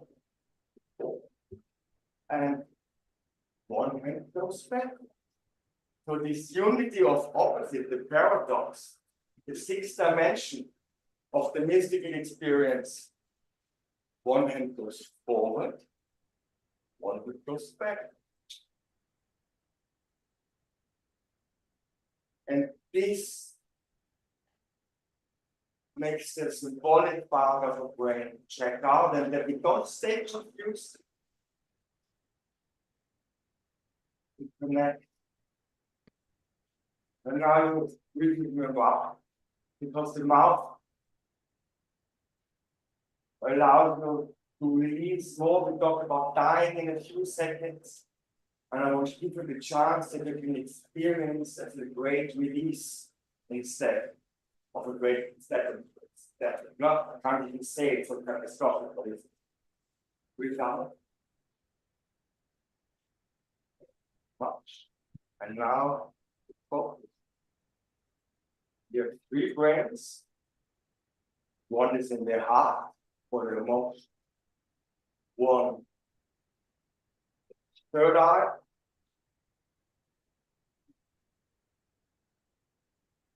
Four. Feel your touch. You feel it in your. Now shaking is one of the most important. You try too much, so you have to let go again.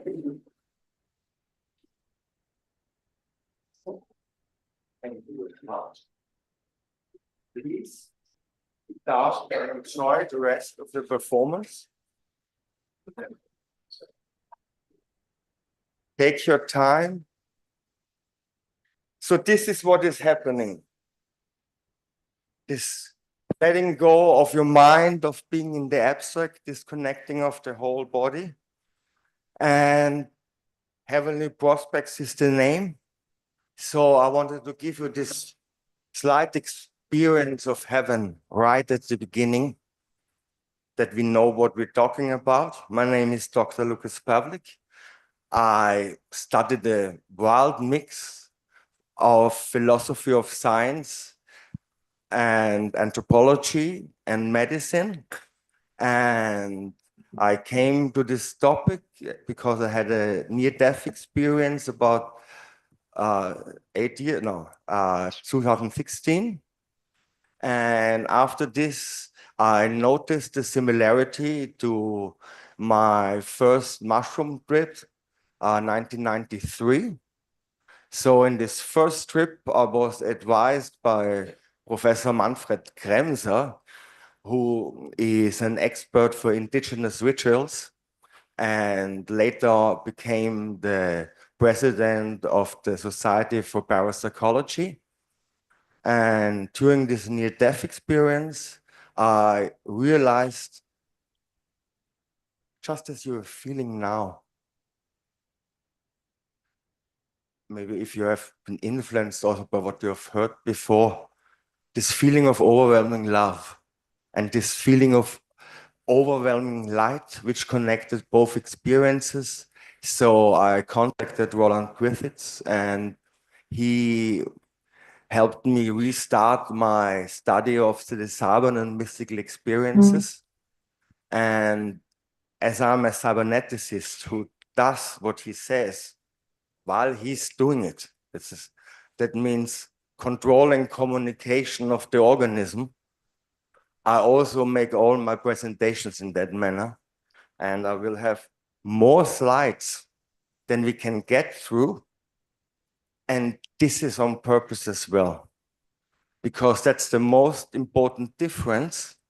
What I want to give you, that you can bond about it, can meditate about it, between natural mystical experience that happens spontaneously and psilocybin or psychedelic induced experience, that in the psychedelic induced experience, we know when it starts, we know when it ends, we know sort of how it goes.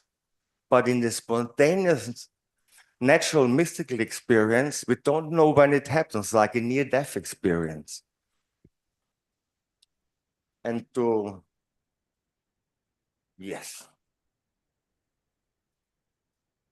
And if you now wonder what he's talking about,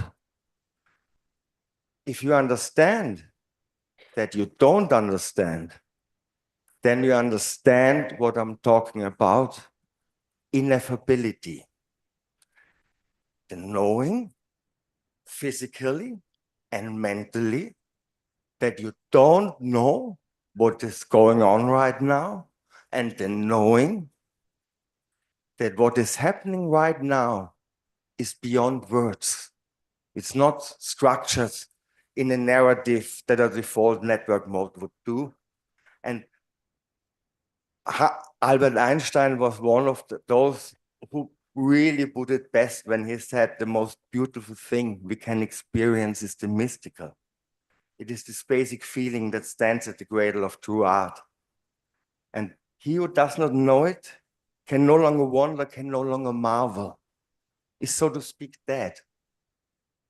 And his eyes are extinguished. So this, what we heard before, dying, and coming to life again.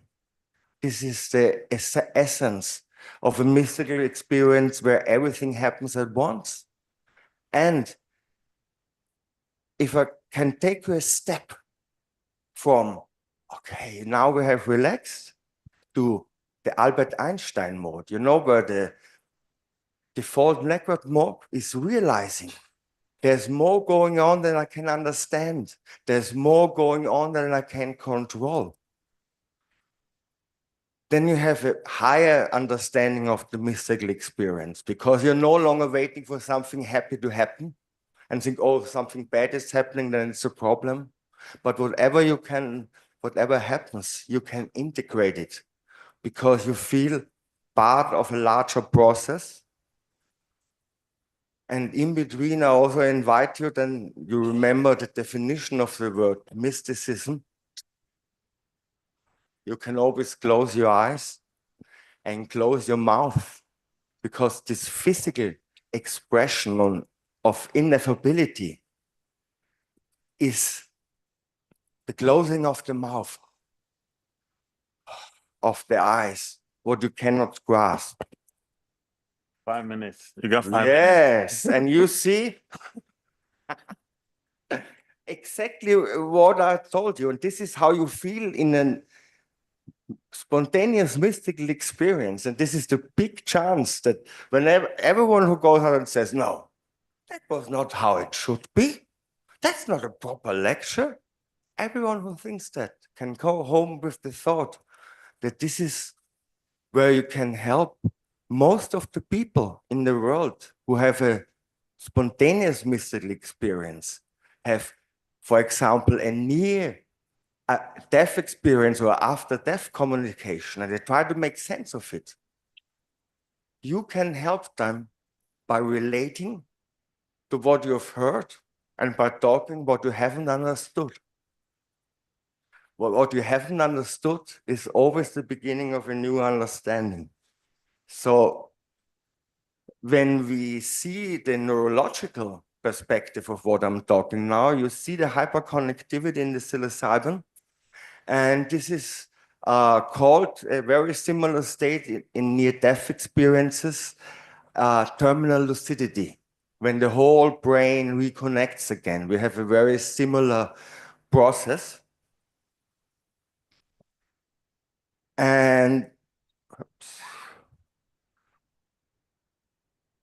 so when I had this near-death experience and I remembered, oh, that's so similar to my psilocybin grip. So of course, I started to check out Roland Griffith's notes, and something that is really important, you get the essence of the first experiment on psilocybin in Rick Doblin's 1991 review, more than 25 years later. He collected the participants and showed that the mystical experience, the feeling of being one, the changing of life attitude was even stronger after 25 years. So, and what is important, he noticed and he wrote down that out of the 7 psilocybin subjects, 4 had spontaneous mystical experiences that were critical in their life. And so for the finishing, I want to just pick out one most extraordinary experience where after-death communication was documented during the Good Friday experiment, when Reverend L.J. was approached by his sitter, and that's a typical thing like this dissociation, what I'm creating. In the moment of dissociation, suddenly, when the sitter asked him if he's all right, he heard his dead uncle, who was a reverend who died 6 months ago, who said, I want you to die. I want you to die. I could hear his voice saying, the more that I let go and sort of died, the more I felt this eternal life, saying to myself under my breath, perhaps, I don't know if it's inside or outside, like in a mystical experience, like now, is it my thoughts or is it your thoughts? Under my breath, it has always been this way. It has always been this way. Oh, isn't it wonderful? There's nothing to fear. This is what it means to die or to taste eternal life. And the more I died, the more appropriated this sense of eternal life. So with this, I invite you to view this very performance lecture at what's happened, what is happening before heaven. It's like, oh, something very scary, something very new. But you can maybe get the feeling now that it all ends in peace and silence. Thank you.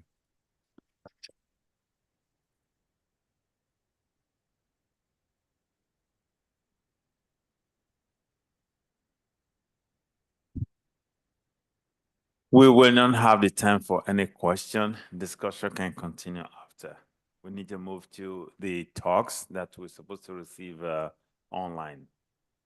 Okay. You're done. Yes. Are there any questions? No, no time. No. You gotta move on. I'm still a mystically experienced. Yeah. I still don't play by the rules, and with that, but with a good attitude. Thank you very much.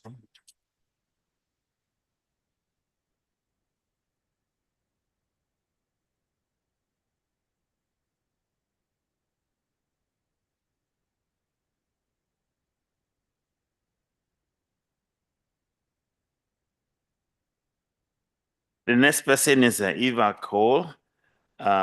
This person is in Canada right now. It's an online that is coming to us. Let us go ahead and watch it.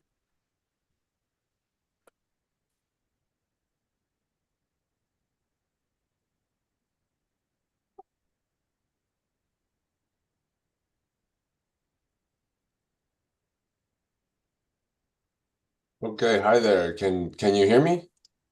Yes, we can. Oh, excellent, excellent. Ok, thank you very much. Grazie per tutti per l'invito per questa presentazione, un argomento speciale per me. It's a pleasure to be here. So I'm a neurologist from Canada, and I'm going to be talking today about some of the therapeutic potential of psilocybin in the context of neurologic disorders, specifically focusing on a particular disorder, which is my area of research. Just some disclosures for me, I'm not financially supported by any psychedelic companies at this moment, and I work at my clinic here in North Toronto Neurology in Canada. And a bit of background for me as well. So I received my training in Canada and the US as a pediatric neurologist and epilepsy specialist. My focus of interest is functional neurological disorders, functional seizures, specifically epilepsy. And my work in cannabis and psychedelics has extended over the last decade or so. I built a ketamine-assisted therapy program in Toronto and have treated over about 50 adolescents and adults using ketamine-assisted therapy for neurologic disorders. In terms of psilocybin, I'm going to be speaking as they relate to the broader context and general effects of psychedelics, as you'll see. So kind of the things I want to touch on today is really framing the use of psychedelics within neurology, looking at the mechanism of psilocybin on the brain, exploring the potential that we have in the area of neurology, and how we can use ketamine as a clinical analog to bear out some of these ideas that we have in neurology where psychedelics may have use. So we frame the clinical knowledge landscape right now, psychedelics and within neurology. We always have to think of what our approach is. What are we getting at? Neurologic disease is very complex. A lot of it is chronic and degenerative. You don't have very good treatments for these things. So there's a variety of different perspectives we can take. One that is already here and already utilized is the supportive treatment perspective, which translates that secondary burden of mental health disease we get in neurology. So all the data we have on depression and PTSD, et cetera, can certainly be applied to neurology. So I'm not really going to touch on that today because we already have that. We're already doing that in a lot of conditions. I want to be a bit more focused on some of the fundamental neurologic disorders that we might be able to tackle next. So as an example, you see this already in the literature, as I just mentioned, when we look at the context of ALS, we know that, this paper here published last year indicates that any kind of related psychiatric and existential distress in the context of things like ALS, and we can extrapolate that to Parkinson's disease, Alzheimer's disease, other neurodegenerative disorders, that clearly has a role for psychedelics. What is really being explored, though, is at the molecular level, can we modify these diseases? Is that something that we can do? And that's really on the horizon, but it's such a foundational level right now. We don't have a lot of interesting data to discuss there. And being a clinical neurologist, it's not very much my area. So this is much more in the area of the pre-clinicians now. And so when we look at this in the context of psychedelic action, which I just mentioned, this level, it starts at the molecular, scales to the network, and then has a psychological effect. This is kind of the framework you can understand that psychedelics work. So the psychological I spoke about, that we're already kind of here in the context of neurologic disease. The molecular is being worked out. These are the examples I just said. And my interest really lies in the network alterations that we see. So that kind of in between. And what diseases in neurology fall into this category? And perhaps can we modify these diseases via this level of psychedelic action? So that's the framework I want to get everybody's minds into as I go forward to show you the examples and the discussion we're going to have today. With that, we have to take a sidestep and understand the mechanism. I'm going to go, breeze through this in the interest of time. It's not. This is a whole day in and of itself to really talk about that. But I'm going to start at the molecular level. This is that level 1. Psilocybin is a pro drug or pro chemical. Breaks down into psilocin in the body, and then has specific action at 5-HT2A, so the serotonin 2A receptor. There are some other mechanisms at play. This is the predominant one, and this perhaps is what gives psilocybin and the other classic psychedelics its kind of special features. So what we have is we have action at the 5-HT2A receptor, which downstream causes two major things. It causes the expression of neurotrophic factors in the brain, which allow neuronal growth. And it also releases glutamate and dopamine downstream as well that has action on other receptors. So again, not going to go deep into this. This may have already been done today, but that molecular action scales upwards. And then we have to ask, well, what is it really doing? So as we kind of zoom out and see what it's doing, this is where we get those network effects. What are networks? Very, very briefly, functional brain networks in our brain are interconnected areas, specific interconnected areas within the brain that subserve functions. And together, as they work together, give us our experience of perception. So the speaker just before me was talking about certain kind of brain states that you can access under certain conditions. And these are the interactions of networks and that exist in our brain. So brain networks give us the experience that we have of perception. We can say that's a kind of a very simplified way of looking at it. So these brain networks are really important. They're important to remain they're important to remain stable in order to give us our perception. What happens if they break down? Well, this is what we see in the context of psychedelics. So this is this famous paper in the area of neurology and psilocybin from 2014, which used fMRI data in a placebo and a psilocybin-induced group. And what did it show? Well, this is a representation, very oversimplified, but a really neat representation of brain networks. So the same colors are kind of the same brain network, and the different colors represent different brain networks. So you can see under normal conditions, we have very strong connections within brain networks. So intra-network connections are strong. Inter-network connections are there, and they're there in a kind of well-distributed fashion. Under the influence of psilocybin, we get relative weakening of the connections within the brain networks, but this huge explosion of inter-network connections. So what we have is we have this increased integration of the brain globally.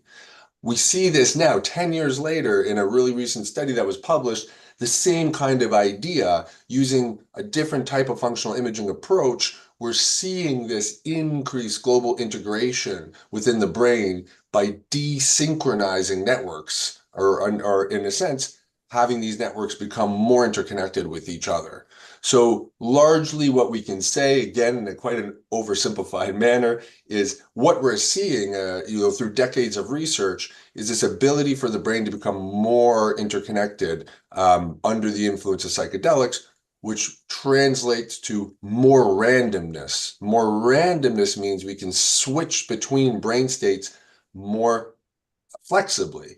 And if you can do that, then what we can do is maybe look at some disease states that where the fundamental problem is the inability to move between different states. So that was shown nicely in this paper here, published in Nature in 2022, where they represented the action of psychedelics as inducing a temporary state in which the brains can move between its different states more flexibly, or in other words, the networks are more interconnected and not constrained to certain states.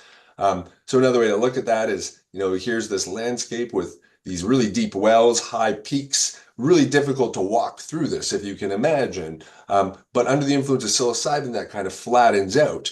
This permits the ideas of new thoughts and perspectives, or in other words, new perception. So it's not necessarily thoughts. You have to expand this out to other things. It's new perceptions of your body, new perceptions of the environment, new perceptions in general. So new perceptual experiences. And the interesting thing is, once you kind of do that and you introduce the conscious and kind of subconscious and effect of these new perceptions, post-treatment, this landscape has flattened out a little bit. It's now a little bit easier to traverse. And this might explain the long-lasting impact, which we're seeing functional imaging as well, and also structurally. Some experiments have shown this in mice too. So there is this lasting impact of flattening out that space. So this is kind of a way to conceptualize this. So in summary, the general effects of psychedelics is that they increase global integration by desegregating these brain networks, and within that context induce this kind of metaplastic state, the ability for change. And that ability for change is perhaps what results in the long-term kind of static changes we see in these individuals who can be very depressed and under one dose of psilocybin have life-altering changes in their mental health status. So this is a real broad, very fast run through on the mechanisms at the level of the brain networks. Okay, so now when we kind of dial that back and look at neurology, we have to ask, which of these conditions can we explore? Well, based on the framework I just presented, we just have to ask, again, what's that common mechanistic target of psychedelics? Well, I just showed you, it's the brain networks. So when we talked about this, if you then think about brain networks and you think about what might be disorders of brain networks, well, as I mentioned, what their initial function is, essentially disorders of brain networks are just the disorders of perception. This is what all of our mental health disorders are: depression, PTSD, eating disorders, OCD. These are disorders inherently of perception. In neurology, we have our set of disorders of perception. Here are three that I'm very selectively showing you: headache and migraine, post-concussion symptoms or persisting symptoms after concussion, and my area of specialization, which is FND and functional seizures. So these are just simply brain network disorders. I'm going to have to take a minute just to explain to everybody likely what FND is, because I'm sure many of you have not heard of this, as the name has changed through time, but this is one of the oldest disorders known to humans. We have reference of FND back in Greek mythology, and all through history. So what exactly is FND? It is a DSM-5 diagnosis that refers to a disruption in the functioning of the nervous system.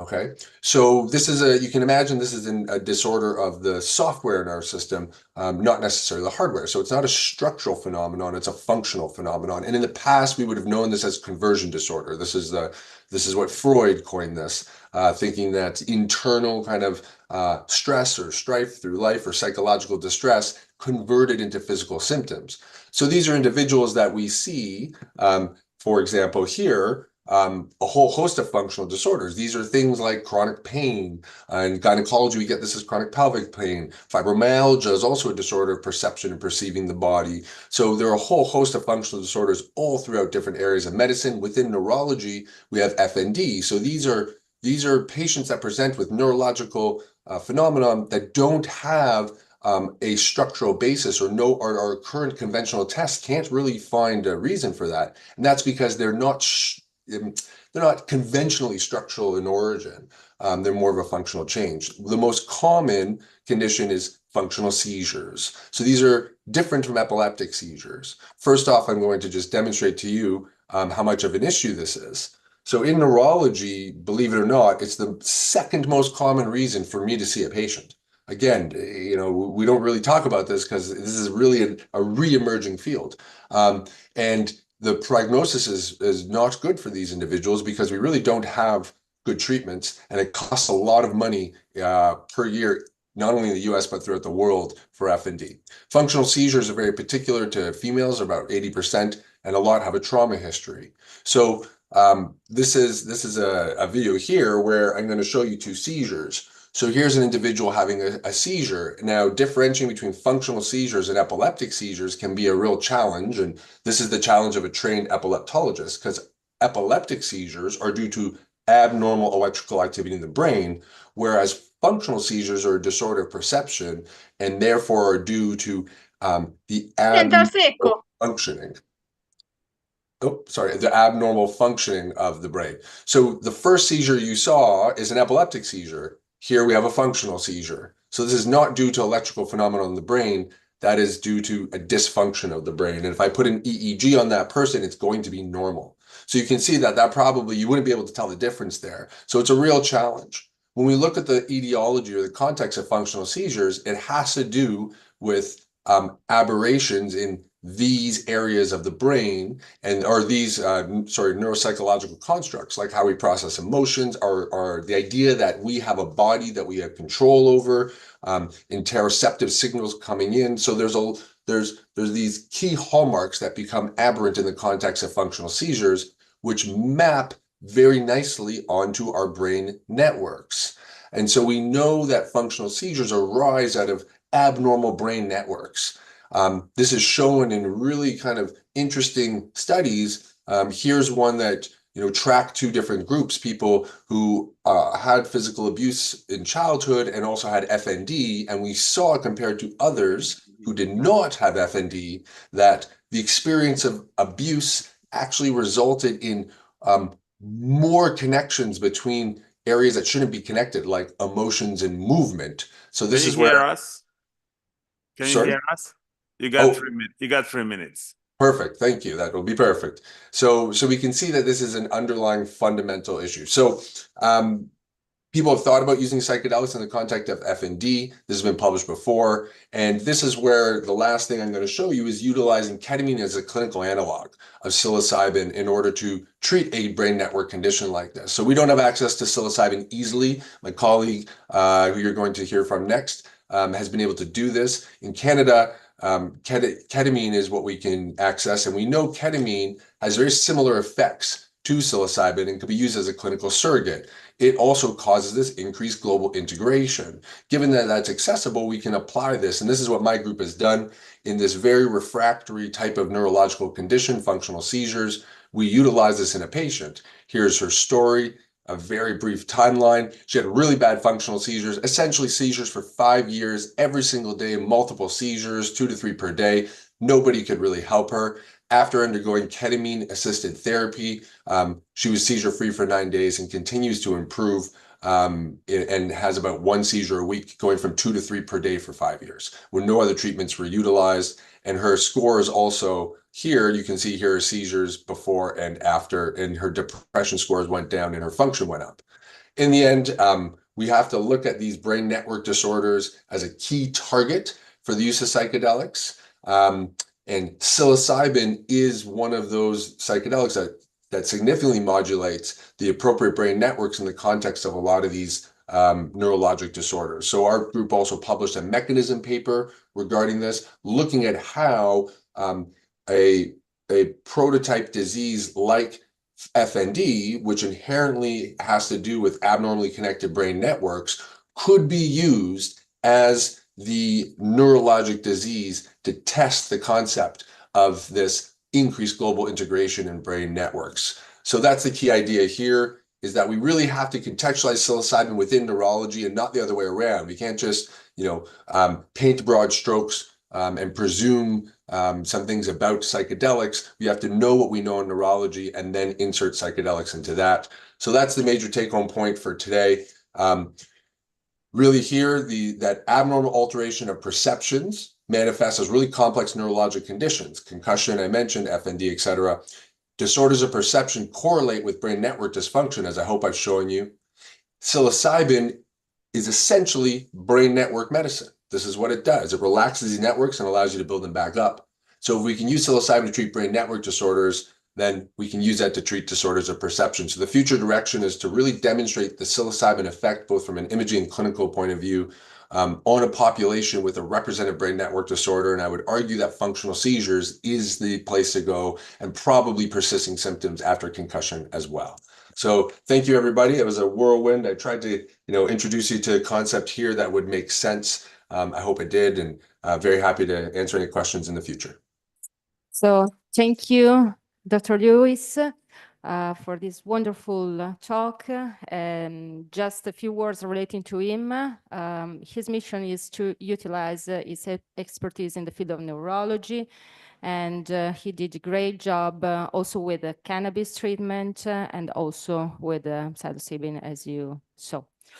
So our last talk, Professor Farzin is a physician focusing on applied science of psychedelic assisted therapies, nutrition and lifestyle modification for trauma, existential distress, and overall well-being.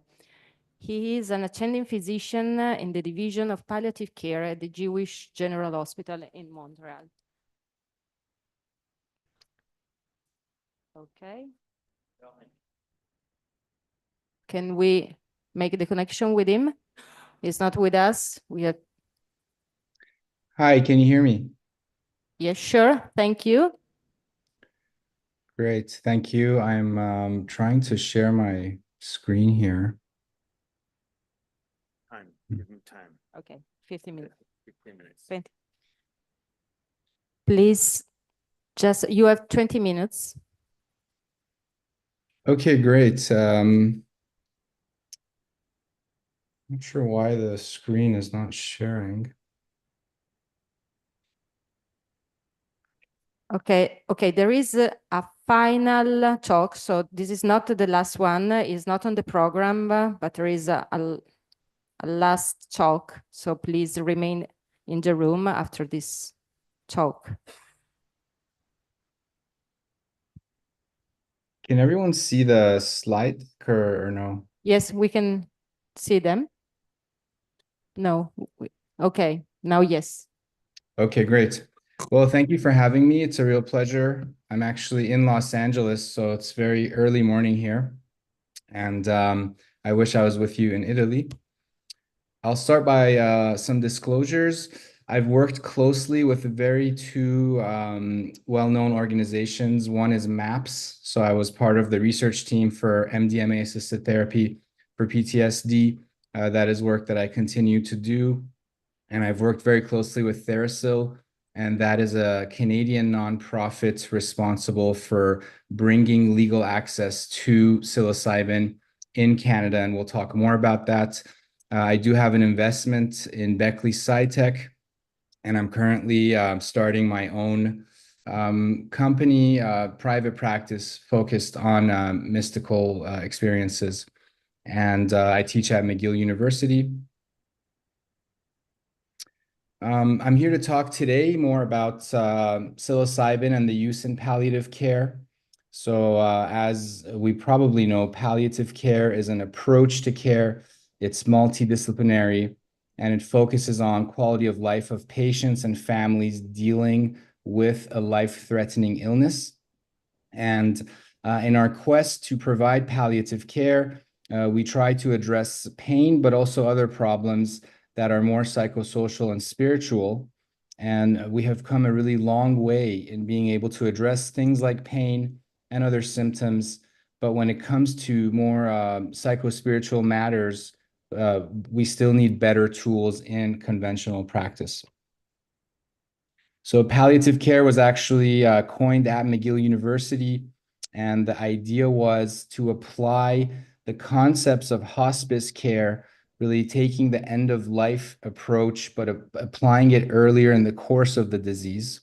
And what research exists until today shows that by applying palliative care early in the course of, let's say, cancer treatments, we actually improve outcomes.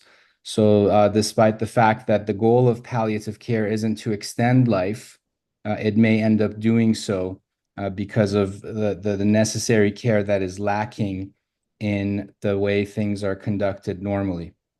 I will put in a plug for the McGill International Palliative Care Congress, which is the oldest palliative care conference in the world, and that's taking place in a few weeks in Montreal. So in case anyone feels like coming to Montreal, it's there. The reality is, end of life really is a transition similar to the beginning of life. And this transition is hard for many, especially when dealing with a life-threatening illness. And so there are many efforts to try to better understand the sort of suffering that goes with end-of-life distress. And so demoralization syndrome is one of the ways in which we try to look at it. And some believe that this demoralization is different than depression, and it has to do with feelings of incompetence and dependency on others, and really this sort of notion of being more like a newborn at the end. And the common treatments that are used aren't very effective. We know this is true for depression and other major mental health disorders. It's similar for this form of suffering. And many of our needs are unmet, including our spiritual needs. And I see this as a physician. It's very hard to address existential suffering within the context of medical care, Western medical care particularly. We try to incorporate spiritual care into our work, but it's not always there. And we lack resources in palliative care in general, hence the need for better tools. And what we're seeing now is the concept of medical aid in dying taking off. We have people that are depressed, that are suffering, and they want to end their life sooner. And in Canada, we have a federal mandate for medical assistance in dying. And so more and more we see people choose this route. This is a patient's rights sort of path. And I've seen a lot of beautiful endings with medical aid in dying. I'm not against it. I don't personally perform it, but I do support my patients who are interested in it. And, part of it is that there's an empowerment. And the empowerment is, a disease has taken control of your life. And now you can take control of your death and choose the setting in which you die. And so it's not inherently a bad thing, but it's definitely, it sort of has been used as an argument to say that if you have the right to die and the medical system pays for it, then you should have the right to try. And that's been one of the ways in which we got access to psilocybin.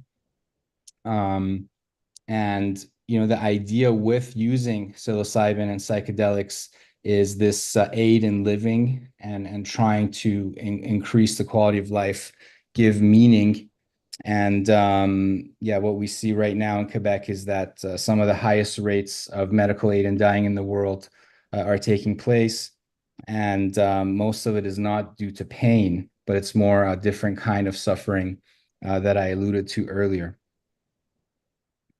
So looking at the historical timeline, the Spring Grove Hospital in the United States, where a lot of the early psychedelics experiments began, they had a psychedelic research team, and one of their team members was diagnosed with advanced cancer.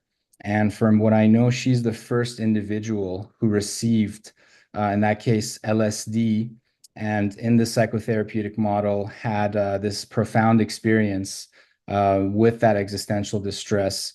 And after that, there were a lot of papers that came out were looking at using psychedelics. And as you probably know, psilocybin and LSD are very similar. And nowadays, most of the studies are done with psilocybin, whereas the original ones were on LSD. I do want to mention the history of sort of Canada with psychedelics. A lot of the early work with psychedelics took place in Canada, and Dr. Humphrey Osmond, who coined the word, actually did live in Canada. And so there is that link with Canada and psychedelics. So just to broadly look at the reemergence of psilocybin, which was banned in 1974, basically around 4 years ago, in August of 2020, the nonprofit Therasil started this campaign trying to get access for 4 patients that had a terminal illness to psilocybin. And so what happened at the time is the Minister of Health granted these 4 patients exemptions to be able to obtain actual mushrooms from the black market and use it. And the first patient treated is seen in the image on the bottom left. And he actually recently passed away. He was a real pioneer. And we see him next to his therapist, Dr. Bruce Tobin, who founded Therasil. And he ended up having at least 7 or 8 legal psilocybin experiences, both individual and group. And he used the mindfulness approach, and he was very, very interesting in his description of his experiences and how it made him ready to face death. I'll mention that it's not always as easy. And so the patient we see in the middle was the first patient who got access in Quebec, but her oncology team was not on board with the psilocybin treatment. And so she ended up passing away before she was able to get treated. In our current model, we don't treat patients that are at the end of life. And so she wasn't able to benefit from psilocybin. But we have treated a number of patients, and the majority of them have had a very positive response. So what's happened more recently is that Health Canada added psilocybin to this program that already existed. This program is called the Special Access Program, and it was used, for example, during the HIV epidemic to get access to medicines that weren't approved in Canada. It's still used to get access to chemotherapy agents that aren't approved. And so psilocybin and MDMA have been added to that program. It's good that it's been added because this is a paper we published showing that close to 80% of Canadians approve of using psilocybin for existential distress. And just to sort of look at the 2 programs that existed, the one on the left is the first one where the patient makes a request and the patient has to go to the black market to get a substance, whereas the current program, the physician applies and the physician sort of gets a manufacturer to give them the psilocybin once Health Canada approves. And that physician is given an exemption from the criminal code to possess, and they're responsible for the outcome. So this is very much experimental treatment in sort of the responsibility of the physician. And so when we make the argument to get access from Health Canada, we have to show all the research evidence that exists. And it's only patients with really severe and refractory conditions that get access, unless they're very much terminal. And so this is an active issue back and forth. Actually, my colleague Pam Kriskow, who I think is in the audience and who you should speak to, she's a mentor to me. We've been having more issues getting access recently, especially after a recent court case victory where a patient with cluster headaches was granted access to psilocybin for the first time. We've had some issues since then getting access for some of our other patients. And so this just gives you an idea of what Health Canada looks at. They have their own criteria, and it's like a bureaucratic process. And sometimes patients don't fit the mold, and so they end up suffering and suffering even more when they get denied access. So it's an ongoing battle, and hopefully with the Charter of Rights allowing the patients to choose what they want as treatment, we'll be able to get more access. Just to see the first patient treated in Quebec in her home. The first few were all done in patients' homes in a home care setting. I love talking about this painting. This patient drew this painting after her first experience. This is a cancer patient. And if we look at the image, we see that she has this dark cloud surrounding her daily existence. And if we look at her heart is tapping into this world of color that the psilocybin experience opened her eyes to, or opened her heart to. And since then, we've done a number of treatments with remarkable results. And she opened up. We made a documentary and even showed parts of her experience. So that's something that you could look up. It's in French, but YouTube provides subtitles. And it's about the psychedelic renaissance and using psilocybin in this patient population. Another success we've had is that we did a survey that showed the majority of Canadians are in favor of the public system paying for psychedelic-assisted psychotherapy. And in Quebec, we were the first province in Canada, probably one of the first places in the world, where we were able to successfully bill for our work doing psilocybin therapy. And so we've managed to reduce costs significantly because of that. This is another example of a patient that decided to spend the end of his life in his cottage, and we were able to provide home care palliative care and home care psychedelic palliative care.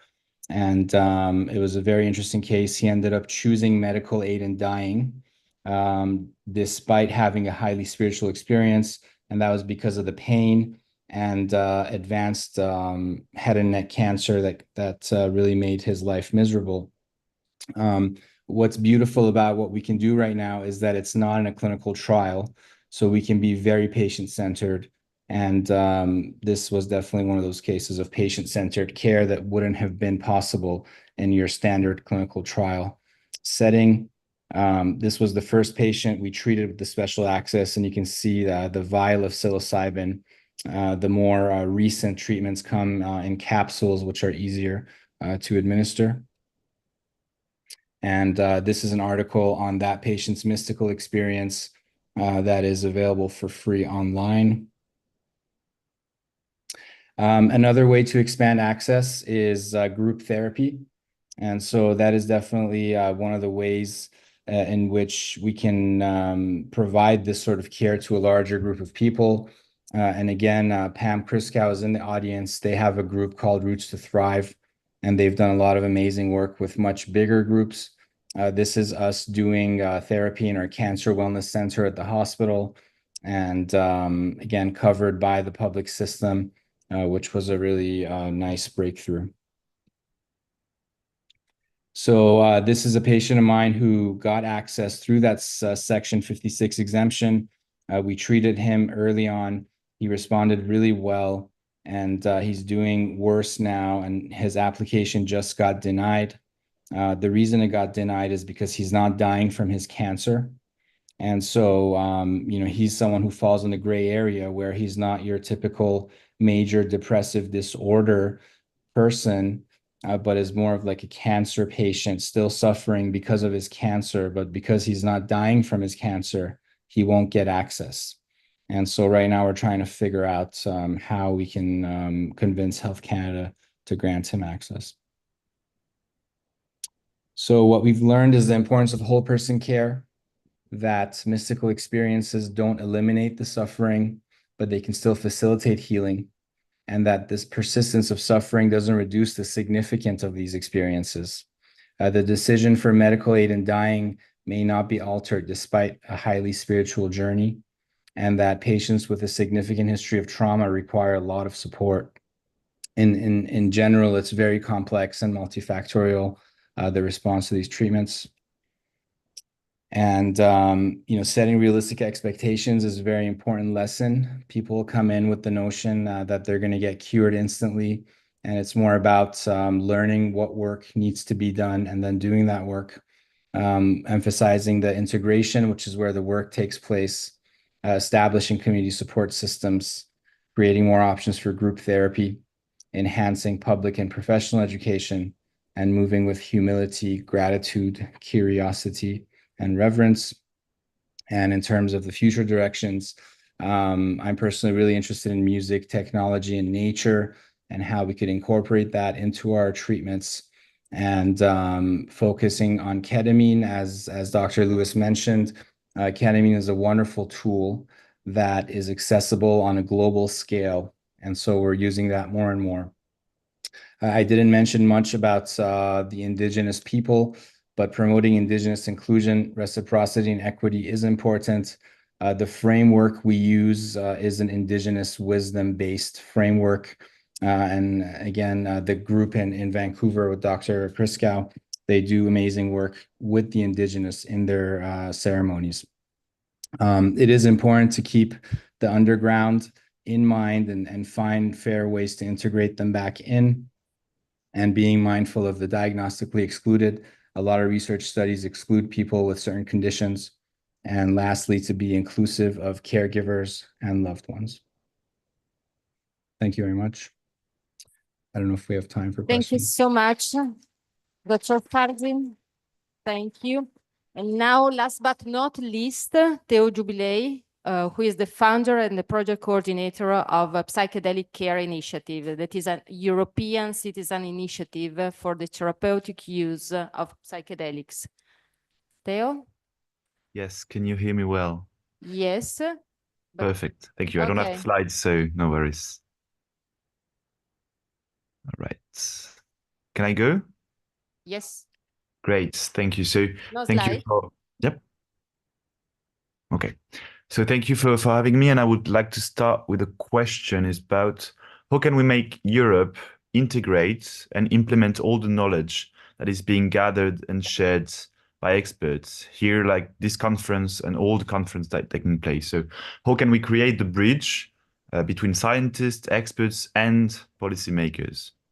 Because we know that 1 in 6 people in the EU today suffer from mental health disorder, and it is a cross-border issue. It does not only concern one member state or two, only Italy, France, or Germany, it concerns all member states across the EU. On the other side, and I won't get into details there, but we know psychedelic-assisted therapies, they can help people who are suffering and who don't have access to treatments that work for them. At the EU level, there has been an increase of the interest surrounding those kind of treatments, whether it is the European Parliament with a specific action group dedicated to this issue, to psychedelic-assisted therapies, or the European Medicine Agency that has organized a workshop, a 2-day workshop on psychedelic-assisted therapies earlier this year. We have also seen the creation of the first fully funded project by the European Union on psilocybin-assisted therapies in palliative care, called SaiPan, through the research program of the European Union, called Horizon Europe. So based on that, we can say definitely there is an interest that exists on psychedelic-assisted therapies at the European Union level, even if it's still early stage. But it demonstrates basically that the EU can develop frameworks, common standards, and can fund research on psychedelic-assisted therapies. And that's basically the core idea behind the psychedelic care initiative, because we believe that the European Union can and should develop a framework for psychedelic assisted therapies.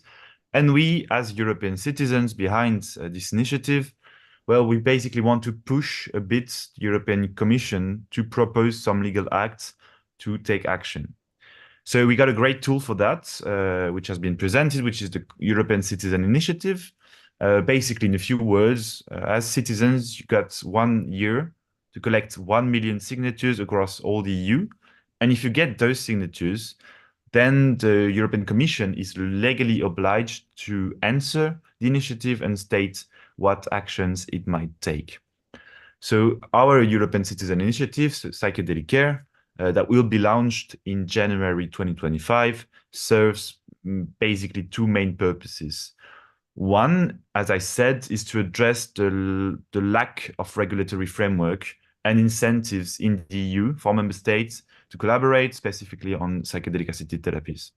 The second issue, well, I mean, it's a big one. It's very much the stigma surrounding psychedelic compounds, whether it's psilocybin, MDMA, or LSD, generally psychedelics. Because the stigma surrounding psychedelic compounds slows down research, slows down implementation, because policymakers, and we see that at the EU level, policymakers are less inclined to make a move forward if the topic is too controversial. And if, in many member states, it is still controversial, like my country, France.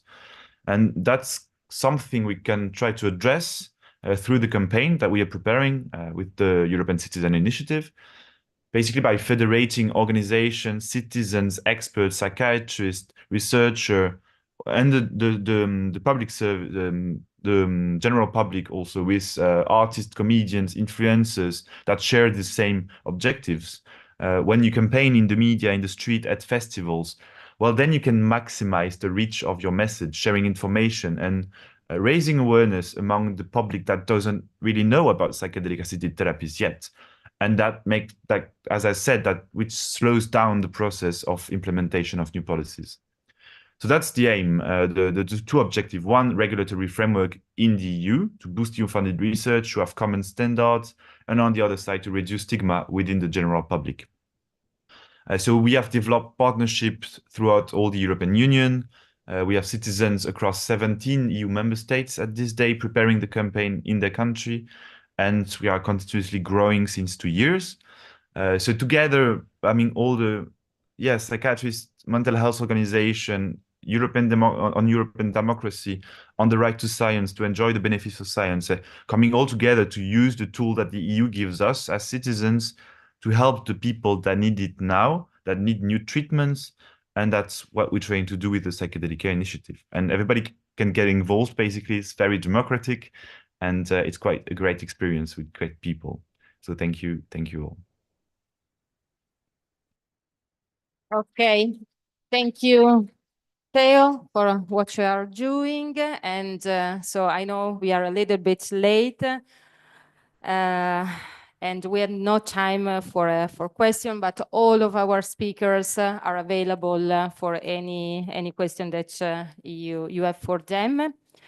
So we can conclude the session, and we consider that psilocybin mushroom are a real medicine and a very good medicine for the future. Let me thank Paul Stamets and all the speakers. Lunch is ready, and we will meet again at 3 p.m. Please remember your headphones, because we will have a round table organized with Associazione Luca Coscioni. And the title is Psychedelics Between the Right to Science and National Laws. So have a good lunch. Thank you for remaining here. And thank you, speakers, for work and video.